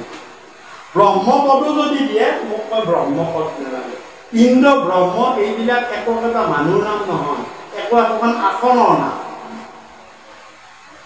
তাতে কেতিয়াবা নহওক বহিছে, নহকে ৰজা হৈছে স্বৰ্গ, কেতিয়াবা কি কয়, কেতিয়াবা মুচুকুন্দ বহিছে, মুচুকুন্দ হৈছে, কেতিয়াবা বলি বহিছে, বলি ইন্দ্ৰৰ ৰজা হৈছে। দেখিছেনে? আমাৰ মুখ্যমন্ত্ৰী এখন আসনৰ নাম, তাত কোনোবা দিন মানে যোনে কিমান বহিছে মুখ্যমন্ত্ৰী, ঠিক ব্ৰহ্মাও এখন আসনৰ নাম। মোক ভকতে যদি কয় যে এই আসনখন তোমাক দিছো, যে মুখ্যমন্ত্ৰীৰ আসনখন দিছো, ভকতে ডাইৰেক্ট ৰিকুৱেষ্ট কৰিব, মোক নালাগে। কিয়? যে মুখ্যমন্ত্ৰী আসনৰ কাৰণে বিচৰা নাই, তেওঁ যদি ৰাষ্ট্ৰপতি দিয়ে তেওঁ ক'ব না মোক নালাগে। কি বুলি ক'ব? মোক এই সাধু সংগত, ভকত সংগত এই নাম লৈ থাকিবলৈ দিয়ক কৰি, মই সেইখন আসনলৈ লৈ ইমান বেমেজালি, মোক দৰকাৰ নাই, মোৰ ভকতে এইটো কেতিয়াও নিদিয়ে। আৰু যদি বিচাৰিলে তেওঁ ভকতেই নহয়, যে বিষয় বিচাৰিব, যে বাপ বিচাৰিব, তেওঁ মোৰ ভকত হ'ব নোৱাৰে ডাইৰেক্ট। আৰু মোৰ ভকতৰ মুক্তিতে স্পৃহা নাই। আৰু বিষয় নকৰে, ব্ৰহ্ম এতিয়া ডাইৰেক্ট কৰে, ব্ৰহ্ম ইন্দ্ৰ পদকো নকৰে মনে ইচ্ছা। আৰু কি বুলি কৈছে? মুকুতি পদ ততাটো এৰি সমুদায়, মুকুতি পদকো নালাগে। মই বিনে ভকতৰ প্ৰিয়তম নাই, মোৰ ভকতৰ ময়েই প্ৰিয়, মোতকৈ আৰু প্ৰিয় তেওঁলোকৰ কোনো নাই। তেওঁলোকে মোৰ কোচত বহি গৈছে। ক'ত বিচাৰে? মোৰ কোচত। আৰু মোৰ কোচত বহিবলৈহে তেওঁলোক বোলে কৃষ্ণৰ কোচত যাম, দিয়া আমি তালৈকে যাম, কিন্তু আমি এইবিলাক পদত আমি নেলাগে। ৰাম ব্ৰহ্মা হৰ হলায়ুধ লক্ষ্মী প্ৰিয়া যায়, যে হে উদ্ধৱ, ব্ৰহ্মাই মোৰ কথামতে সৃষ্টিখন কৰিছে, মই বৰ ভাল পাওঁ ব্ৰহ্মা। আৰু অহৰ্নিশে হৰে মোৰ নাম লৈ থাকে কৈলাশত, গতিকে মই হৰক তাতকৈ ভাল পাওঁ। আৰু মোৰ দাদা হলায়ু, মই হৰতটো আকৌ হলায়ুধক আৰু বেছি ভাল পাওঁ। মোৰ দাদা মোক দামী ধমকি দিয়ে, মই তেওঁৰ কথা মতে চলোঁ। আৰু তাতকৈ ভাল পাওঁ কি জানানে? তাতকৈ ভাল পাওঁ মোৰ পৰিবাৰ লক্ষ্মীকৈ তাতকৈ ভাল পাওঁ। হয় নেকি? তাতকৈ ভাল পোৱা আছে নেকি?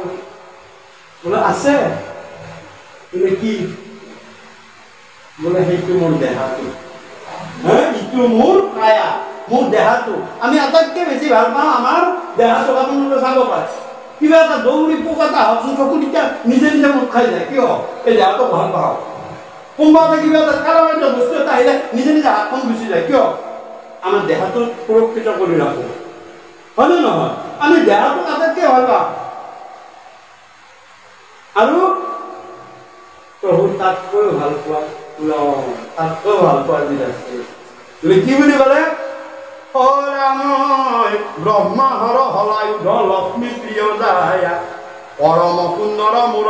দেখা কেনে এইটো দেহাটো মই আটাইতকৈ ভাল পাওঁ। আৰু মহাৰাজ পৰীক্ষিতকে এইটোকে সুধিছিলে, বোলে তুমি এতিয়া চব মায়া মোহ এৰিব পাৰিছানে? মোৰ একো নাই, মই বিষয় বাপ, ৰাজভঁৰাল, ৰাজপত্নী, ল'ৰা ছোৱালী চব এৰি থৈ এই কুবনৰ ওপৰত এখন বস্তুলৈ কৰি আপোনাৰ কথা শুনি, তেতিয়াহ'লে তুমি এৰিব পাৰিছা? বোলে পাৰিছো। নাই, তুমি এৰিব পাৰা নাই, তুমি এটা মোহ এৰিব পৰা নাই। বোলে কি প্ৰভু? সেই মোহতে এৰিব পাৰিব লাগিব। এইটো হৈছে তোমাৰ শৰীৰৰ প্ৰতি থকা মোহ। এই শৰীৰৰ প্ৰতি থকা মোহৰ কাৰণে মোৰ কৃপালু গুৰুৱে লিখিছে,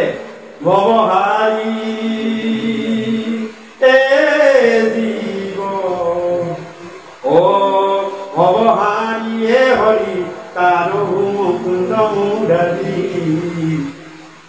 জনম মৰণ ক্লেশী। দুইটোতে চকু পানী ওলাই এখন শেষত। দেখিছেনে? কিহৰ? দুইটোক চকু পানী কিহৰ ওলাই? একদম শেষ টাইমত দুইটোক চকু পানী জৰকে শেষ মুহূৰ্তত ওলাই আহে। কিয় আহে? ভগৱন্তই হিচাপ কৰে, তোক মই কিয় পঠাইছিলো, কিহৰ কাৰণে? এই শৰীৰটো এৰিব লাগিবৰ কাৰণে দুইটোক চকু পানী দুইফালে ওলাই আহে এইটোক জনম মৰণ ক্লেশ বুলি আৰু সেইকাৰণে জন্ম পোৱাৰ দিনাও দুইটোক চকু পানী লৈ তুমি জন্ম পাইছা সেইদিনাও এই ক্লেশটো পাইছা গৰ্ভৰ ক্লেশ এইটো ক্লেশ পাই আহি তুমি ধৰক পৰাৰ লগে লগে তোমাৰ দুইটোক চকু পানী ওলায় তুমি কথা দি আহিছা হে প্ৰভু মই তোমাৰ নাম গুণগাম তোমাক মই নমস্য বুলি ভাবিম তোমাৰ কথা মতে চলিম তুমিয়ে মোৰ সকলো তুমি মোক এই গৰ্ভৰ দুখৰ পৰা তুমি মোক বাহিৰ কৰি দিয়া প্ৰভু মই প্ৰকৃতি তোমাক বায়ুৱে মোক উলিয়াই দিয়া প্ৰভু ভগৱন্তই প্ৰকৃতি বায়ুৱে তোমাক উলিয়াই দিয়ে যেই মায়া পৰিবা লগে লগে তোমাৰ দুটোপাল কান্দোন ওলাব মায়া টহা টহা বুলি চিঞৰিবা আৰু দুটোপাল চকু পানী ওলাই কোনো নাই দুটোপাল চকু পানী নোলোৱাকে কোনো অহাও নাই আৰু কোনো যোৱাও নাই সেইকাৰণে লিখিছে জন্ম মৰণ ক্লেশ সহিতে নপাৰি গতিকে ইয়াতো কৈছে যে এই দেহাটো মই আটাইতকৈ ভাল পাওঁ কিন্তু তাতকৈ ভাল পোৱা বস্তু কি আছে অধিক সভাতে তুমি প্ৰাণ প্ৰিয়তম উদ্ধৱ তাতকৈ ভাল পোৱা বস্তুটো হৈছে তুমি ভকত তোমাক মই ভাল পাওঁ মোৰ শৰীৰটোতকৈ ভাল পাওঁ মই তোমাক হে ৰাম নাহি আন বান্ধৱয়ো ধম তুমি ভকতেহে জান মোৰ পৰম বান্ধৱ ভকত জনৰম হৰিদমা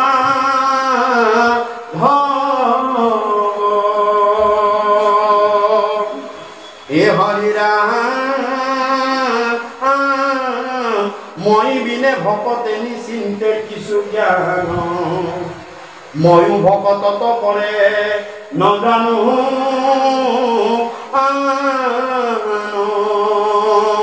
ভকত সমান সখী মোৰ কোনয় আছে ময়ো মহাভকতৰ গুৰু পাছে পাছে ভগৱন্তই কৈ দিলে গতিকে কি মই ভকতৰ পাছত যাম সদায় মই ভকতৰ পাছত যোৱা অনন্ত কোটি ব্ৰহ্মাণ্ডৰ মালিক তেওঁ কলেহে ভকতৰ পাছে পাছে গতিকে গৃহস্থখনলৈ আজি ভকত প্ৰৱেশ হৈছে মানে ভগৱন্তৰ প্ৰৱেশ হৈছে ভকত নাহিলে কোনো ভগৱন্ত কোনো গৃহলৈ নাহে আপোনালোকে ভকত যাব লাগিব ভকতৰ পিছত যায় ভগৱন্ত মই বাৰে বাৰে কৈছো যে আন দেৱীৰ লগত ভগৱন্ত পুৰুষৰ এইটোৱে ডিফাৰেঞ্চ তেওঁলোকে 7 দিন আগতে আহে মহালয়ত 7 দিন আগত দেখিছে কিন্তু ভগৱান কৃষ্ণ নহয় মই ভকতৰ পাছত যাওঁ অৰ্থাৎ ভকতে যাব লাগিব যিখন গৃহস্থলৈ ভকত গৈছে তেতিয়াহে মই গৈছো যদি ভকত যোৱা নাই মই নাই সেইকাৰণে ভকতক কি কৰে ভকতৰ পথত আৰু ভকত গ'লে কি হয় ভকত গ'লে গৃহস্থখনৰ যি গৃহ ঋণটো আছে ঋণৰ পৰা মুক্ত হয় ইয়াত ক'ব কেতিয়া কৈছে হে ৰামৈ মোৰ উদৰত আছে ব্ৰহ্মাণ্ড জ্যোতিষ কৃষ্ণই কৈছে একদম বিপদ যে মোৰ উদৰত যিমান অনন্ত কোটি ব্ৰহ্মাণ্ড মোৰ উদৰত আছে ভগৱন্তই কৈছে মোৰ উদৰত কাটিও দিছো অনন্ত কোটি ব্ৰহ্মাণ্ড মোৰ উদৰত আছে কিন্তু কি কবা হবি সেইখিনিও পবিত্ৰ নহয় যদি ভকতৰ পদলীলা নকৰে ভগৱন্তৰ ভিতৰত থকা অনন্ত কোটি ব্ৰহ্মাণ্ডৰ পবিত্ৰ হবৰ কাৰণে এটাই বস্তু আছে সেইটো হৈছে ভকতৰ পদ ধূলি কি বুলি ক'লে হে মোৰ উদৰত আছে ব্ৰহ্মাণ্ড জ্যোতিষ ভকতৰ ধূলা পৰি পবিত্ৰ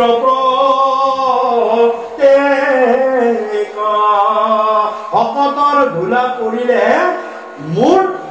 ব্ৰহ্মাণ্ডবিলাক শুদ্ধ হয় উদাহৰণ হৈছে ভগৱন্ত ঈশ্বৰ পুৰুষে স্বয়ং দ্বাৰকা লক্ষ্মী সহিত তেওঁ নিবাস কৰিছিল নিবাস কৰোঁতে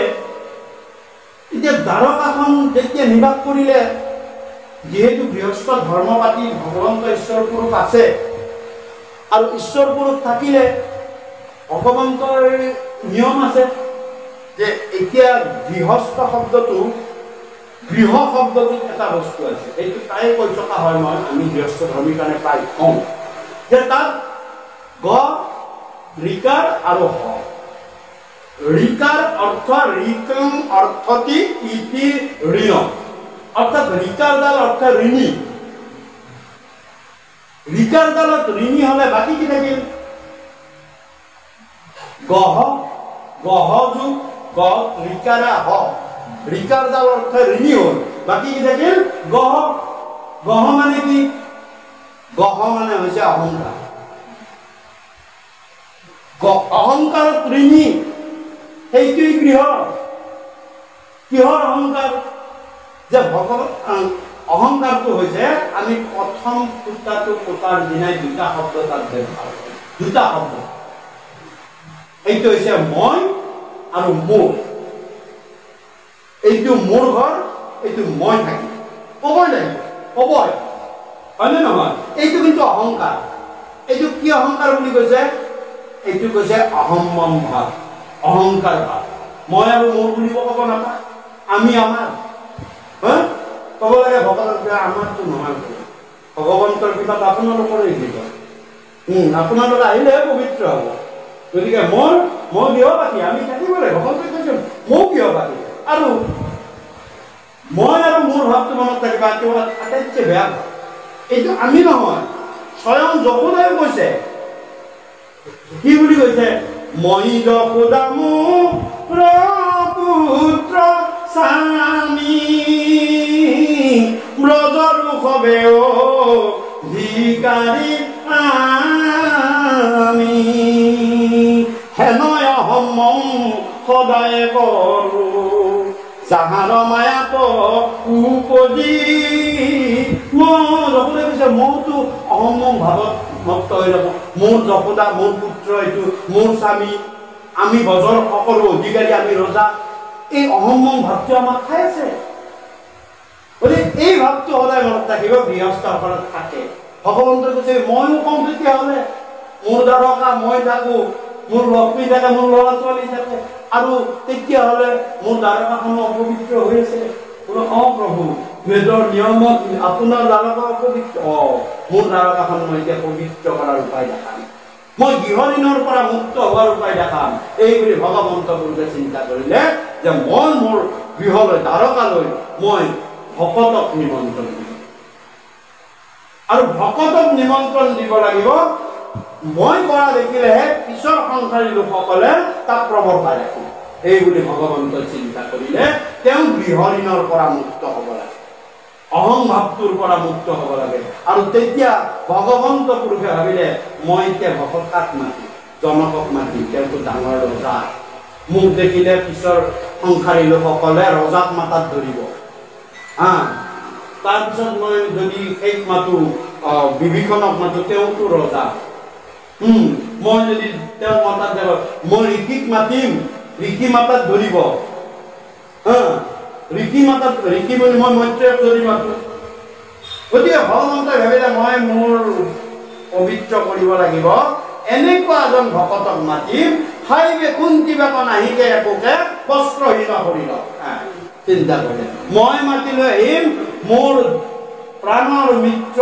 মোৰ পৰম ভকত বিপ্ৰ দামোদৰৰ, যাৰ খাবলৈ নাই কুন্তিবলৈ। ময়ে মাতিছো সেনেকুৱা ভকত। তুমি কি হে? তুমি কি দামী ভকত চাই আছা? মই কাক আনিম? মই জনাও, দৌৰি আহিব মোৰ ক'লে। ব্ৰহ্মা দৌৰি আহিব,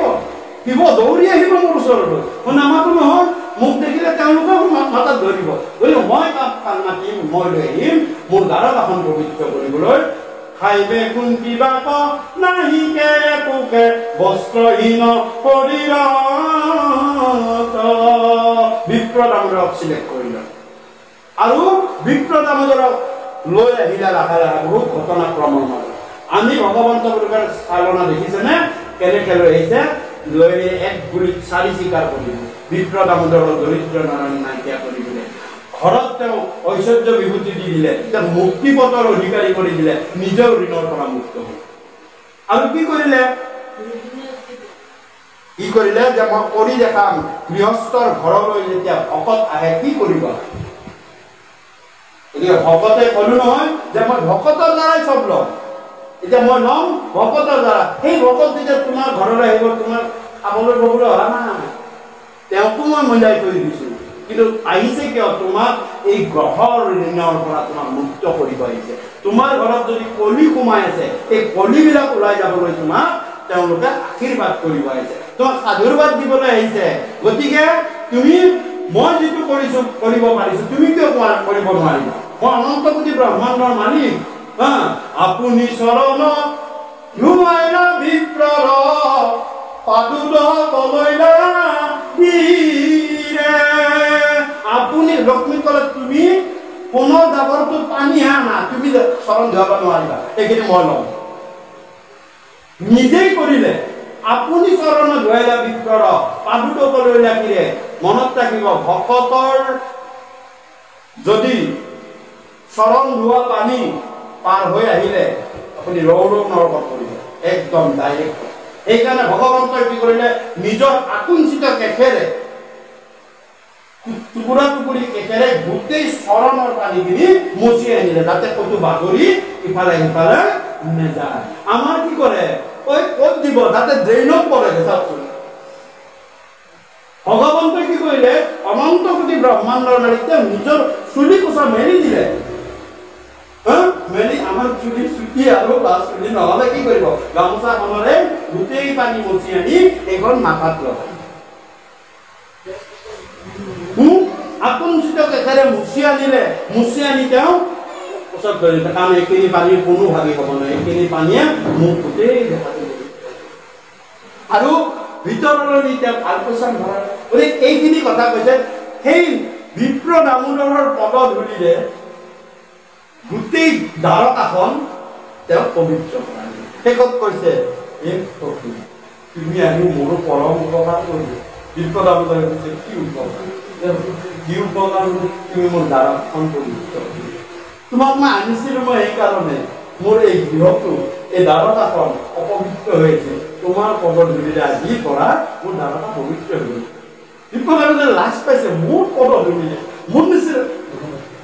মই আনিছো সেইকাৰণে চাওক বিপ্ৰ দামোদৰৰ মূল কথাটো হ'ল সেইটো আৰু কি বুলি ক'লে ইয়াতো কৰে সেইকাৰণে যে অনন্ত কোটি ব্ৰহ্মাণ্ড ভকতৰ পদ ধৰিলেহে মোৰ পূৰ্ণ হয় সেইখিনি আকৌ মোৰ উদৰৰ ভিতৰতে আছে ইমান ডাঙৰ বস্তু আমি কি ভাবো এই আমাৰ ধাৰণাটো এইটো কেতিয়াও আপোনালোকে ধাৰণা নকৰিব যে আপোনালোকে গৃহলৈ যেতিয়া ভকত বুলি মাতিব তেতিয়া তেওঁ যিটো আমাৰ সাংসাৰিক সম্বন্ধ এইটো চেট কৰি দিব চেট কৰি ভাবিব যে মোৰ ঘৰলৈ ভকত আহিছে মানে ভগৱন্ত আহিছে মোৰ এই পেহী জেঠা খুৰা নহয় এয়া মোৰ আজি ভকত আৰু তুমি যদি সেৱকীয়ে যদি সেইভাৱে ভাবিব পাৰে তেতিয়াহে তেওঁ ভকতক ইয়াত পাব নহ'লে সদায় খুৰা জেঠা ডাঙৰ দাদা সৰু দাদা অমুকে হ'ব সেইকাৰণে ভাবিলেহে ভগৱন্ত মানে ভকত ভাবিলেহে ভকতক বুজিব পায় নভাবিলে কদাচিত ওচৰ নপাবা যদি দাদা খুড়ে বুলি ভাবা সদায় দাদা খুড়ে হৈ থাকে ৰাতিপুৱা গধূলি দেখা অমুকজন বুলি ভাবা সদায় সেইটোৱে ভাবা তুমি ভকত বুলি ভাবিব নোৱাৰিবা তেতিয়া তোমাৰ অমুকে খালে তমুক পালে মই দিলো এইটো সেইটো তোমাৰ ভাৱটো আহি থাকিব এইটো ভাবিব লাগে যে মই ভকতক দিছো আৰু ভকতৰ যোগেৰে ভগৱন্ত তৃপ্ত হৈ গৈছে এই কাহিনীটো মই ক'লোৱেই কেনেকৈ তৃপ্ত হয় গতিকে তৃপ্ত হৈ গৈছে সেইকাৰণে কৈছে ভকত সেৱা কলিযুগত শ্ৰেষ্ঠতম সেৱা ইয়াতকৈ আৰু ডাঙৰ সেৱা একো নাই কিন্তু ভকতৰ কোনো ধৰণৰ বাছ বিচাৰ নাই কি কেতিয়াবা চণ্ডাল ৰূপেও হ'ব পাৰে তেওঁ কেতিয়া আৰ্ত হ'ব পাৰে কেতিয়াবা আৰ্ত ভকত হ'ব পাৰে কেতিয়াবা হ'ব পাৰে অৰ্থাৰ্থী আৰ্ত ভকত কোন আছিল গজেন্দ্ৰ মৰিবৰ সময়ত উপায় নাই আৰু তেওঁ কি কৰিলে আৰ্ত ভকত হৈ গ'ল কিছুমানে যে অৰ্থাৰ্থী যে কিছুমানে ভক্তি কৰে কিন্তু টকা পইচাৰ কাৰণে ভক্তি কৰে সেইটো অৰ্থাৰ্থী ভকত কিছুমান ভকত আছে জিজ্ঞাসু তেওঁ জানিবলৈ বিচাৰে কৃষ্ণ কথাখিনি জানিবলৈ বিচাৰে তেওঁ আছে জিজ্ঞাসু ভকত আৰু এবিধ আছে জ্ঞানী ভকত অৰ্থাৎ তেওঁ তত্ত্ব জ্ঞানখিনি ল'বলৈ বিচাৰে গতিকে হে ৰাম হে লোভে মোহে কামে কোধে বিষয় আক্ৰোশে নুচুয় মোৰ ভকত মোৰ ভকত লোভে চুব নোৱাৰে আমি আৰু কি কৰি এইটো আকৌ লোভীয়া ভকত কয় নকওঁ এইটো ডাঙৰ লোভ কিন্তু ভগৱানে কৈছে মই ভকতৰ যোগেৰে খাওঁ লোভটো মই দিছো আৰু মোৰ ভোক লাগিছে এই যে বিদুৰৰ পত্নীৰ ভোক লাগিছিলে বুলি ক'লে ভোকটো মোৰ লাগিছে মইতো ডাইৰেক্ট কৈ খাব নোৱাৰো ভোকটো যেতিয়া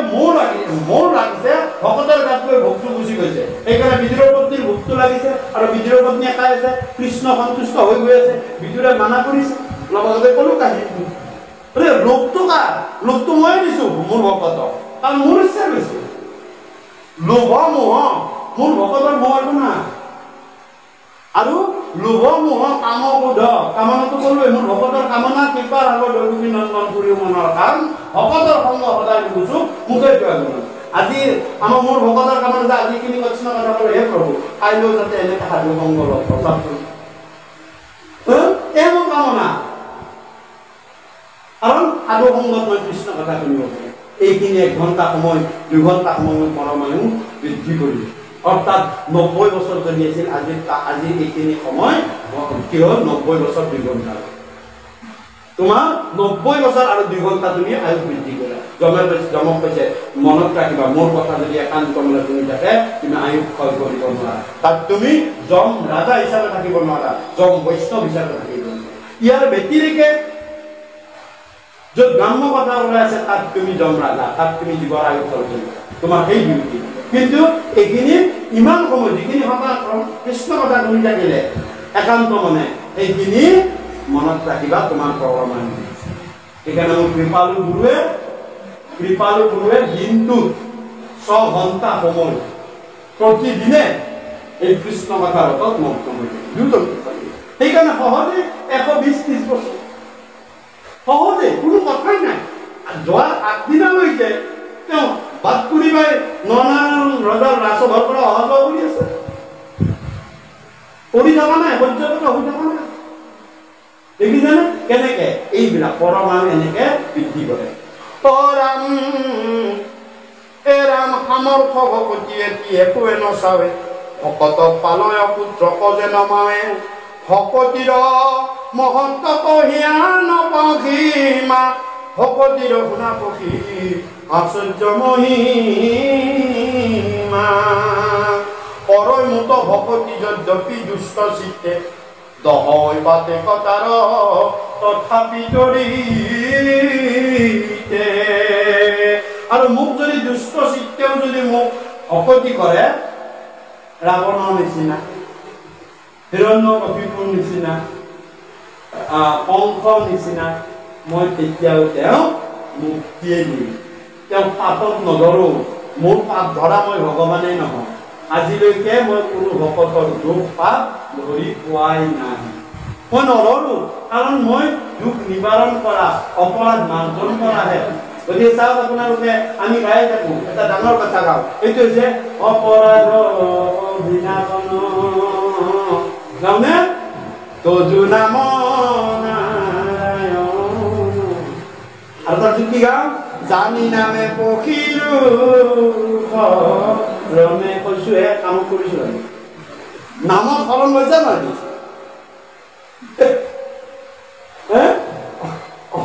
অলপমান কিবা ভাই গেলে কিবা অলপমান সেই পাৰিলে নামৰ পৰা আঁতৰি যায় এইকাৰণে বোলে হৰিত নহলে জৰিত ধৰি যায় হয় নহয় কিন্তু কি কৈছে জানি নামে পখিলো কৰক কিয় যে অপৰাধৰ বিনাশন তজু নাম নাৰায়ণ যে সকলো অপৰাধৰ বিনাশন কৰিব পৰা তোমাৰ নাৰায়ণ নাম এই কথাটো মই জানিলো ইয়াকে কয় জ্ঞানী ভকত তেওঁ জানিছে জানি নামে তাৰমানে এইবাৰ তোমাৰ কিন্তু পাপ লাগিব জানি কৰিলে কিন্তু পাপ লাগিব কিন্তু কৈ আছো মই জানিছো জানি নামে পখিলোকৰণ অপৰাধ বিনাশন তজু নাম নাৰায়ণ জানি নামে পখিলোকৰণ মই জানিলো তুমি এতিয়া নাজানো বুলি ক'লে নহ'ব তুমি জানো দেখোন সদায় গৈ আছা কেনেকে কৈ কৰাইছে মাধৱ মহাপুৰুষে চাওক কিয় অপৰাধ নালাগিব নামত সদায় গাই আছো অপৰাধ বিনাশন তজু নাম নাৰায়ণ জানি নামে কি গাই আছো জানিলো মানে তোমাৰ বাট আছে কিবা সাৱধান অসুবিধা আছে তুমি কি কৰিছা অপৰাধ বিনাশনৰ যদি কিবা নাম আছে সেয়া আছে নাৰায়ণ নাম তাত তুমি শৰণ লৈছা এক নামত তুমি শৰণ লৈছা লৈ তুমি দহটা গ'লে তোমাক কিন্তু কাম নহ'ব জানি নামে প্ৰকৃত কাৰণ আনগতি নাহিকে মানে হে প্ৰভু মৰিলেও মই তোমাৰ সেই নামকে ল'ম আনগতি নাহিকে কিমান ডাঙৰ কথা কৈ দিলা মৰিলেও আনগতি নাহিকে মৰণ অপৰাধ ক্ষমা কৰি তুমি দয়া কৰি মোক ৰক্ষা কৰি ওচৰত মই এই যে এক নামত শৰণ ললো সকলো অপৰাধ তাৰ ভিতৰত যদি কিবা অপৰাধ হৈছে কিন্তু সমস্ত অপৰাধ মৰিকৰ পৰা তোমাৰ শৰণ দিওঁ আমি মুখেৰে কৈ আছো কিন্তু আমি ভবাই নাই কথাবিলাক দিনটোত কিমান বাৰ গাওঁ ঠিক নাই না এ হৰিয়া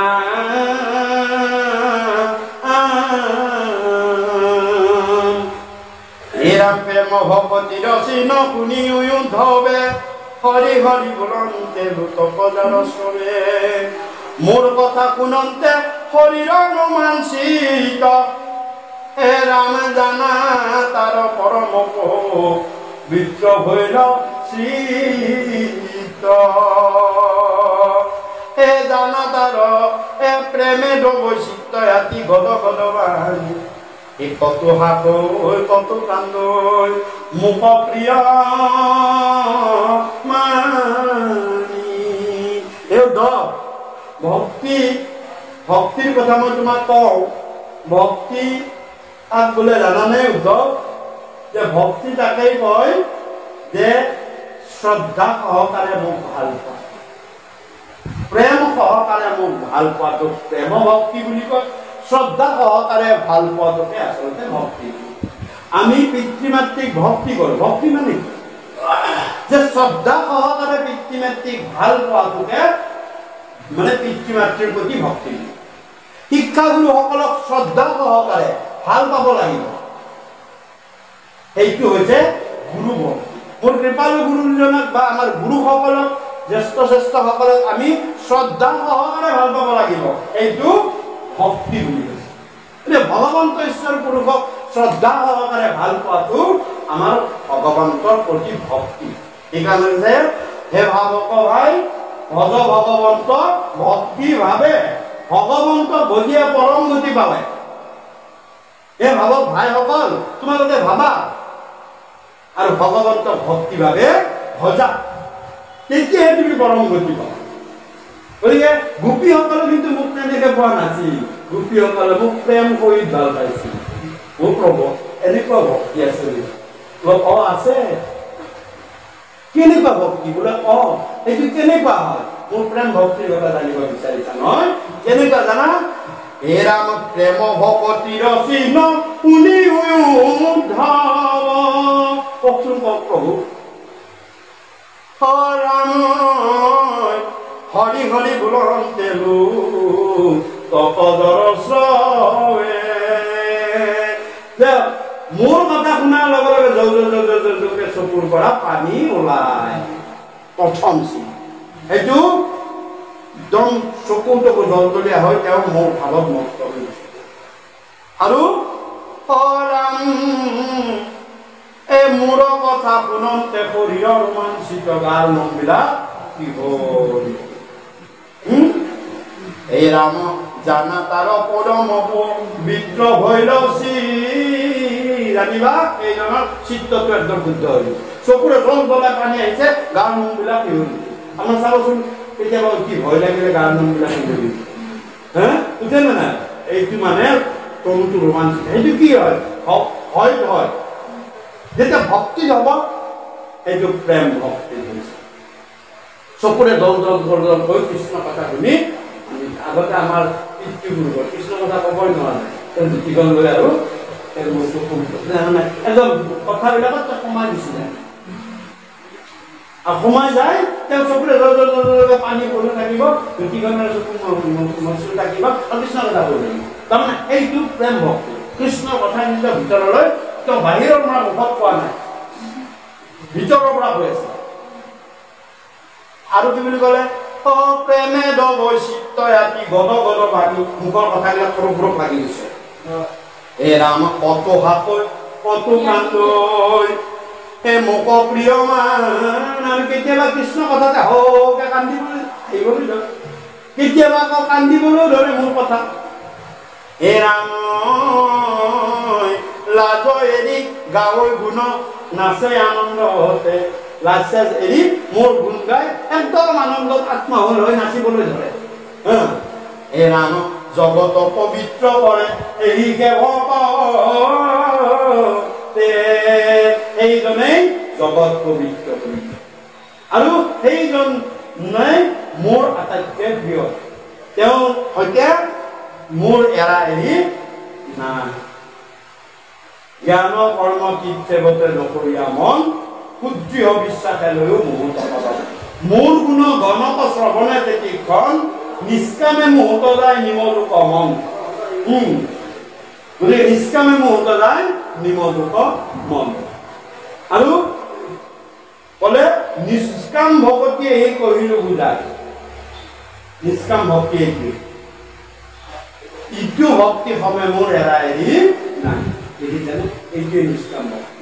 কি জ্ঞান তীৰ্থে জ্ঞান কৰ্ম তীৰ্থে ব্ৰতে নকৰিয়া মন জ্ঞান কৰ্ম তীৰ্থ এইবিলাকত মন চন নকৰিবা নিষ্কামে মুহূৰ্ত নাই নিমজুক মন নিষ্কাম প্ৰাৰ্থনাটো মই কৰোৱে আমি কৰোৱে কি কলো ইপাৰ সাগৰ দৈৱকী নন্দন পুৰীও মানে সেইটো নিষ্কাম প্ৰাৰ্থনা পুৰীও মনৰ কাম ভকতৰ সংগ সদায় নুবুজো মুখে যোৱা কথা নিষ্কামে মুহূৰ্ত যায় নিমজুক মন আৰু সদায় যেতিয়া মোৰ কৃপাৰ সাগৰ দৈৱকী নন্দনৰ কথাটো নিষ্কামভাৱে তুমি সাধনা কৰিবলৈ ধৰিবা তেতিয়া তোমাৰ মনটো বাকীবিলাক কামনাৰ প্ৰতি বিৰাগ হৈ যাব হে প্ৰভু কাইলৈ মোক ভালে ৰাখা চা কি মোৰ কাইলৈ কামনাটো কি আছে কৃপাৰ সাগৰ দৈৱকী নন্দন পুৰীও মনৰ কাম ভকতৰ সংগ সদায় নুবুজো মুখে যোৱা কাইলৈ যাতে ভকতৰ সংগ পাওঁ মুখে তোমাৰ নাম ল'ব পাৰো ভগৱন্ত 24 ঘণ্টা দায়িত্ব আহি গ'ল এই জীৱক মই চব খাইলৈ ভালে ৰাখিব লাগে কিবা মাজতে বেমাৰ চেমাৰ হ'ব তেওঁৰ কামনাটো কি তেওঁ ভকতৰ সংগ সদায় নুবুজো মুখে তেওঁ ভালকে ৰাখিলেহে মই তেওঁ ভকতৰ সংগ পাব হয়নে নহয় বোলে দিনটো কি কৰিলে তেওঁ ভগৱন্ত 24 ঘণ্টাৰ কাৰণে দায়িত্ব ল'লে তেওঁ ভালকে ৰাখিব লাগিল কাৰণ তেওঁৰ কামনা কি ভকতৰ সংগ সদায় নুবুজো মুখে কিন্তু ন তেওঁ যদি বাধা দি দিলো তেওঁ ভালকে ৰাখিবলৈ হলে পৰিয়ালটো ভালকে ৰাখিব লাগিল পৰিয়ালটো ভালকে ৰাখিব হলে বংশটো ভালকে ৰাখিব লাগিল বংশটো ভালকে ৰাখিব হলে গোটেইখিনিকে ভালকে ৰাখিব লাগিল কাৰণ এটা ভকতে কামনা কৰিছে মোক ভালকে কৰিম তেতিয়া ভগৱন্তই কয় মই 21 পুৰুষ মই উদ্ধাৰ কৰিম 21 পুৰুষৰ মই খেলিম এজন ভকত বৈষ্ণৱে মোৰ পাবলৈ কামনা কৰক পিতৃফালৰ 7 পুৰুষ মই তেওঁ ভালে ৰাখিম মাতৃফালৰ 7 পুৰুষ মই ভালে ৰাখিম আৰু তেওঁ যিগৰাকী সহধৰ্মী হ'ব তেওঁৰ 7 পুৰুষ 7 গুণ 21 পুৰুষ চাওক এজন বৈষ্ণৱ পুত্ৰ এজন ভকতে যদি মোৰ নাম গাবলৈ বিচাৰে মই 21 কুললৈ মই তেওঁ এই কামনাৰ পূৰ্ণ কৰে আৰু কি বুলি ক'লে হে হৰি ৰাম এ মোক লাগি প্ৰেম উপজিল যাৰ মনে নেৰতাৰ হৃদয়ক সখী সৰ্বক্ষণে বান্ধিলে কয় আমাৰ পাৱত প্ৰেম জৰি এ জানা নাই উত্তম কততাংক হৰি পৰম শ্ৰদ্ধায়ে যিটো ভজন্ত সৰ্বথা হইবে গমুকুত সিটো ইটো কোন কথা এৰাম বিষয় পৰময়া বলহেন জানি তথাপিতো নেৰৈ কিবা আকয়ে প্ৰাণী মাধৱে বুলন্ত সখী গুণ পৰিচ্ছেদ পঢ়ে দেৱ শাস্ত্ৰ হবে জানি চাৰি বেদ মাধৱে কৈছে ভগৱন্তই কৈছে উদ্ধৱ হে উদ্ধৱ যদি চৈধ্য শাস্ত্ৰ পঢ়েও চাৰি বেদ যদি জানেও অৰাম নকৰিবে নপাৰে মোক তথাপি ভকতি মোক ভকতি কৰা ইমান সহজ নহয় জ্ঞান কৰ্মে তীৰ্থে ব্ৰতে ক'লে কি তপজপ যজ্ঞ সবে বিৰম্ভন কেৱল ভক্তিতে তুষ্ট মুক্ত নাৰায়ণ ক'লে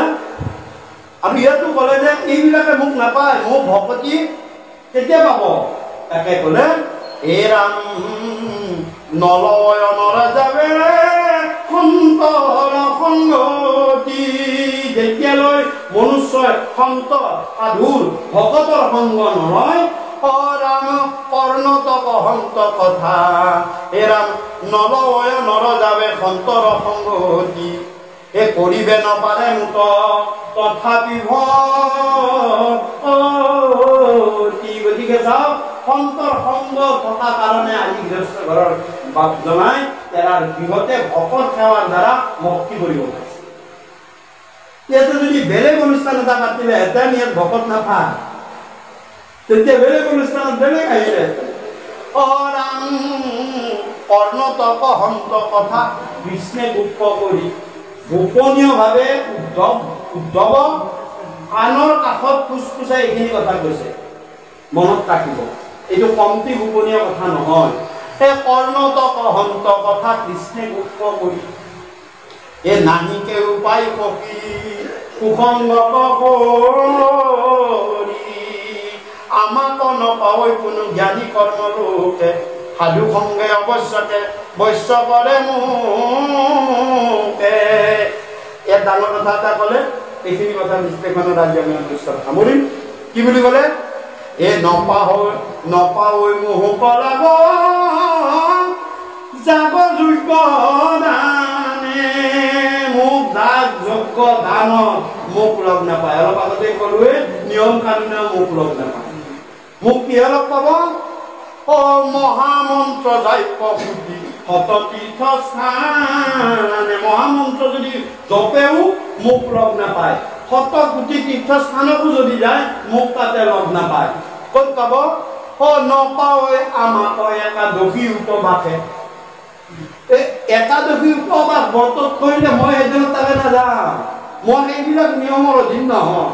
কোনোবাই গোটেই একদম একাদশীত বোলে পানী টোপাও গৰম কৰি নাযায় কোনো তেওঁ বৰ ভকত ক'লে নহ'ব মই এইবিলাক নামানো মই ব্ৰহ্মাৰ সৃষ্টিৰ নিয়মে নামানিলো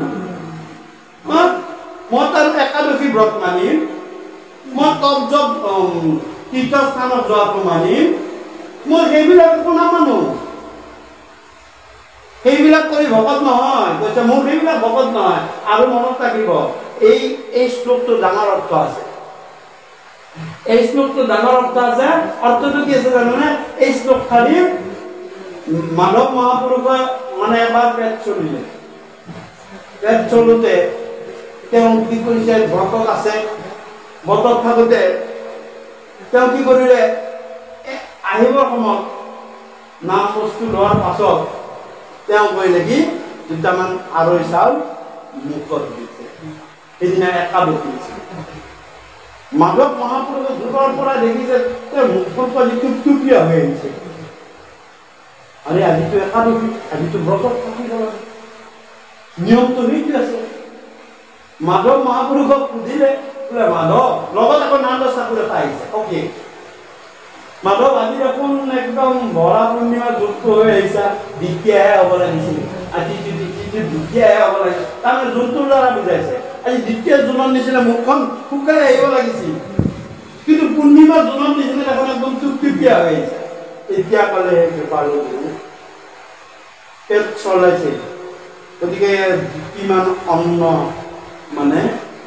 কিমান মানে চাউল আৰু চাউল কিমান না বস্তু লোৱা হয় নহ'লে দেহা নাথাকে আপুনি দেখোন একাদশত লিখিছে নপালে মোক একাদশী উপবাসে সেইকাৰণে মই খাই দিলোঁ মই খাই দিছোঁ কিয় আপোনাৰ কথা মতে আপুনি দেখোন লিখি দিছে নপালে মোক একাদশী উপবাসে নপাৱে নকৰাৱে বস্ত্ৰ মোক পৰমহন নাই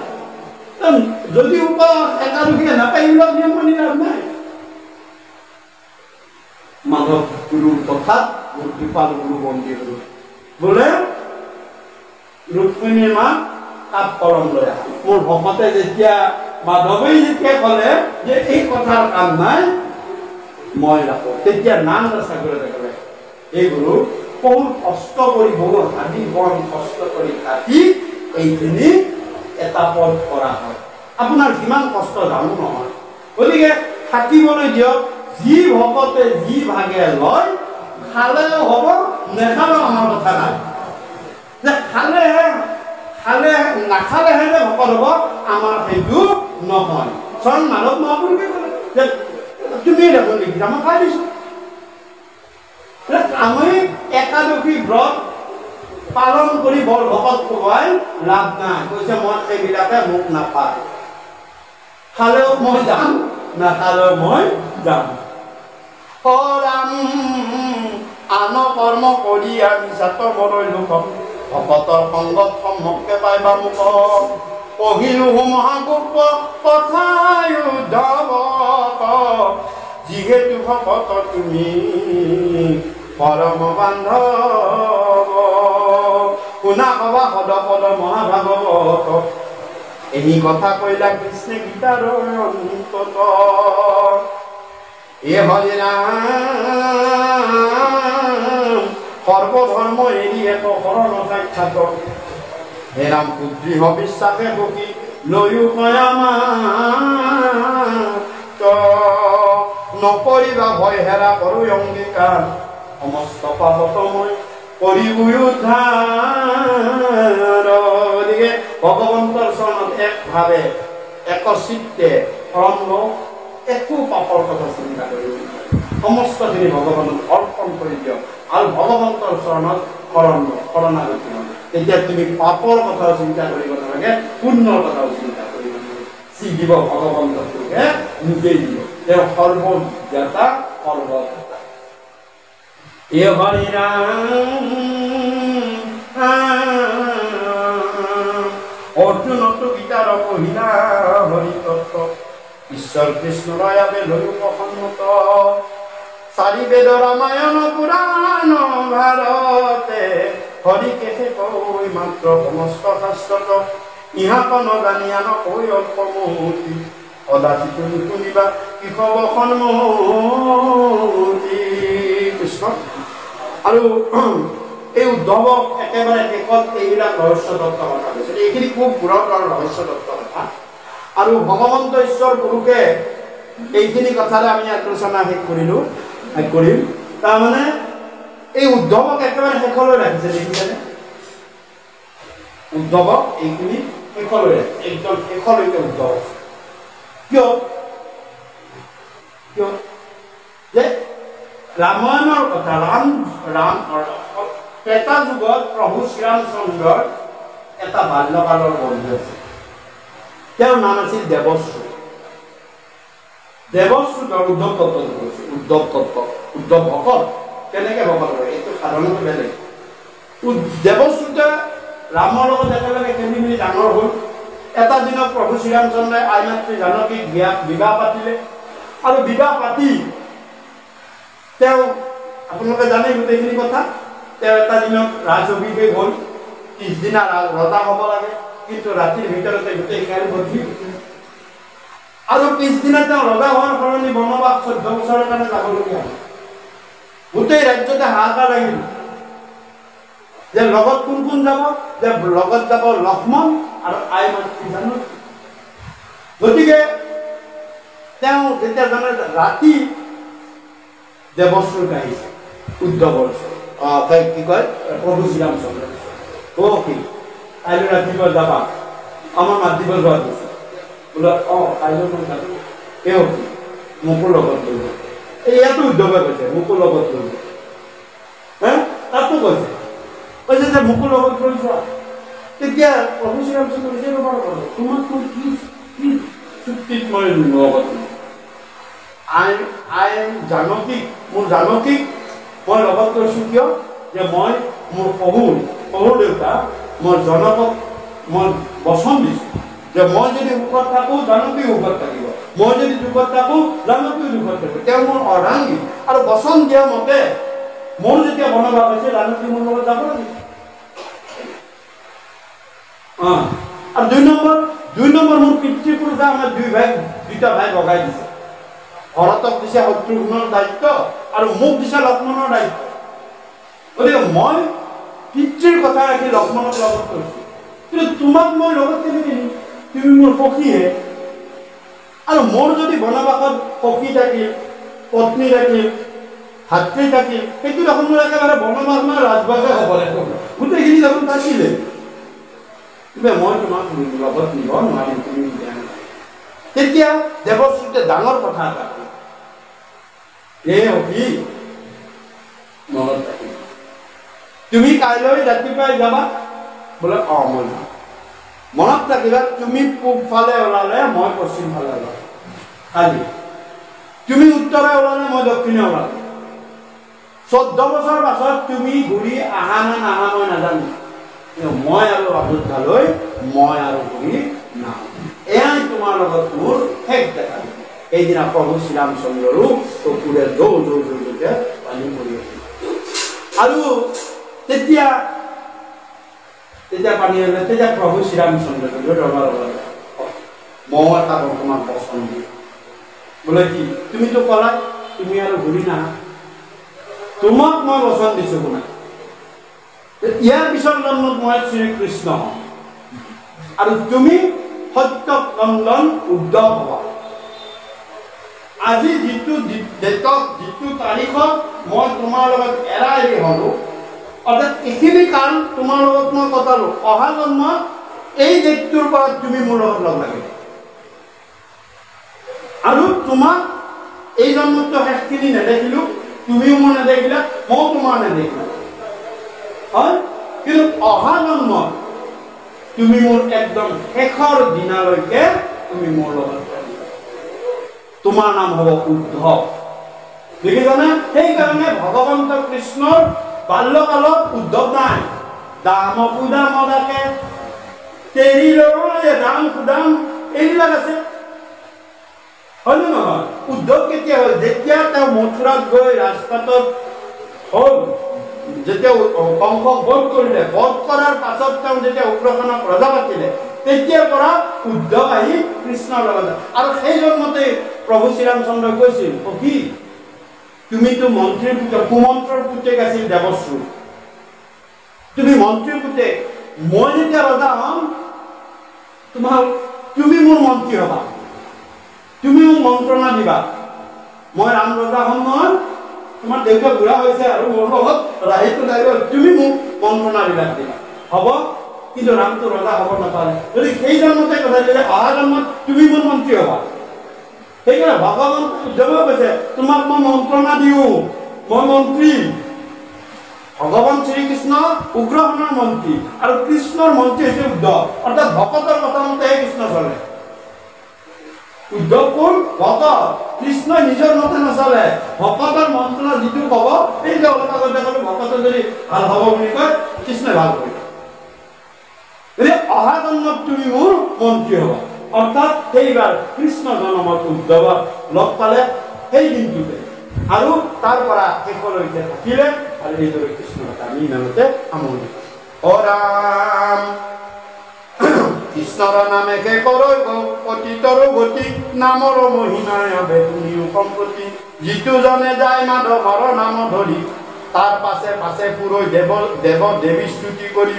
মূৰ্তিমন্ত হুয়া পঞ্চ প্ৰকাৰ মুকুতি মুকলৈও ভাৱ বুলি কৰয় কাকুতি পৰক পাপ সংহাৰক হৰি নাম মহাবলী যাৰ ধ্বনি শুনি কান্তি পলাই পাব বলি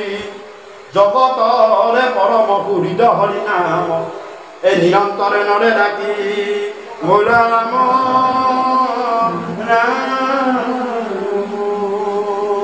জগতৰ সুহৃদ পৰম হৰি নাম নিৰন্তৰে নৰে ডাকি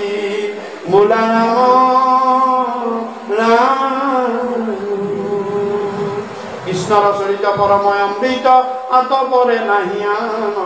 কোটি কোটি যজ্ঞ জপতি থদান ৰেণু কোনোহে সমান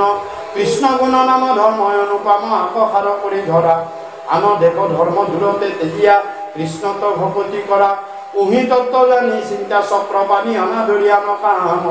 কৃষ্ণৰ কিংকৰে ৰচিলা শংকৰে ডাকি বোলা ৰাম ৰাম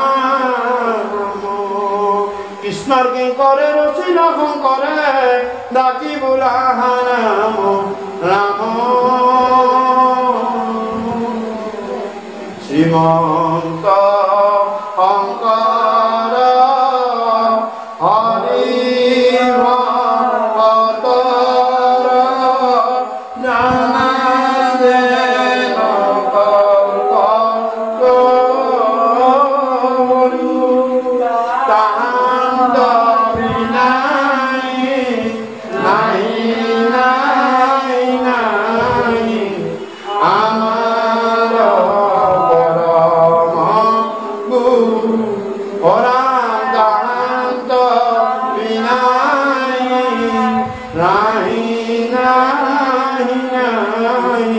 আমার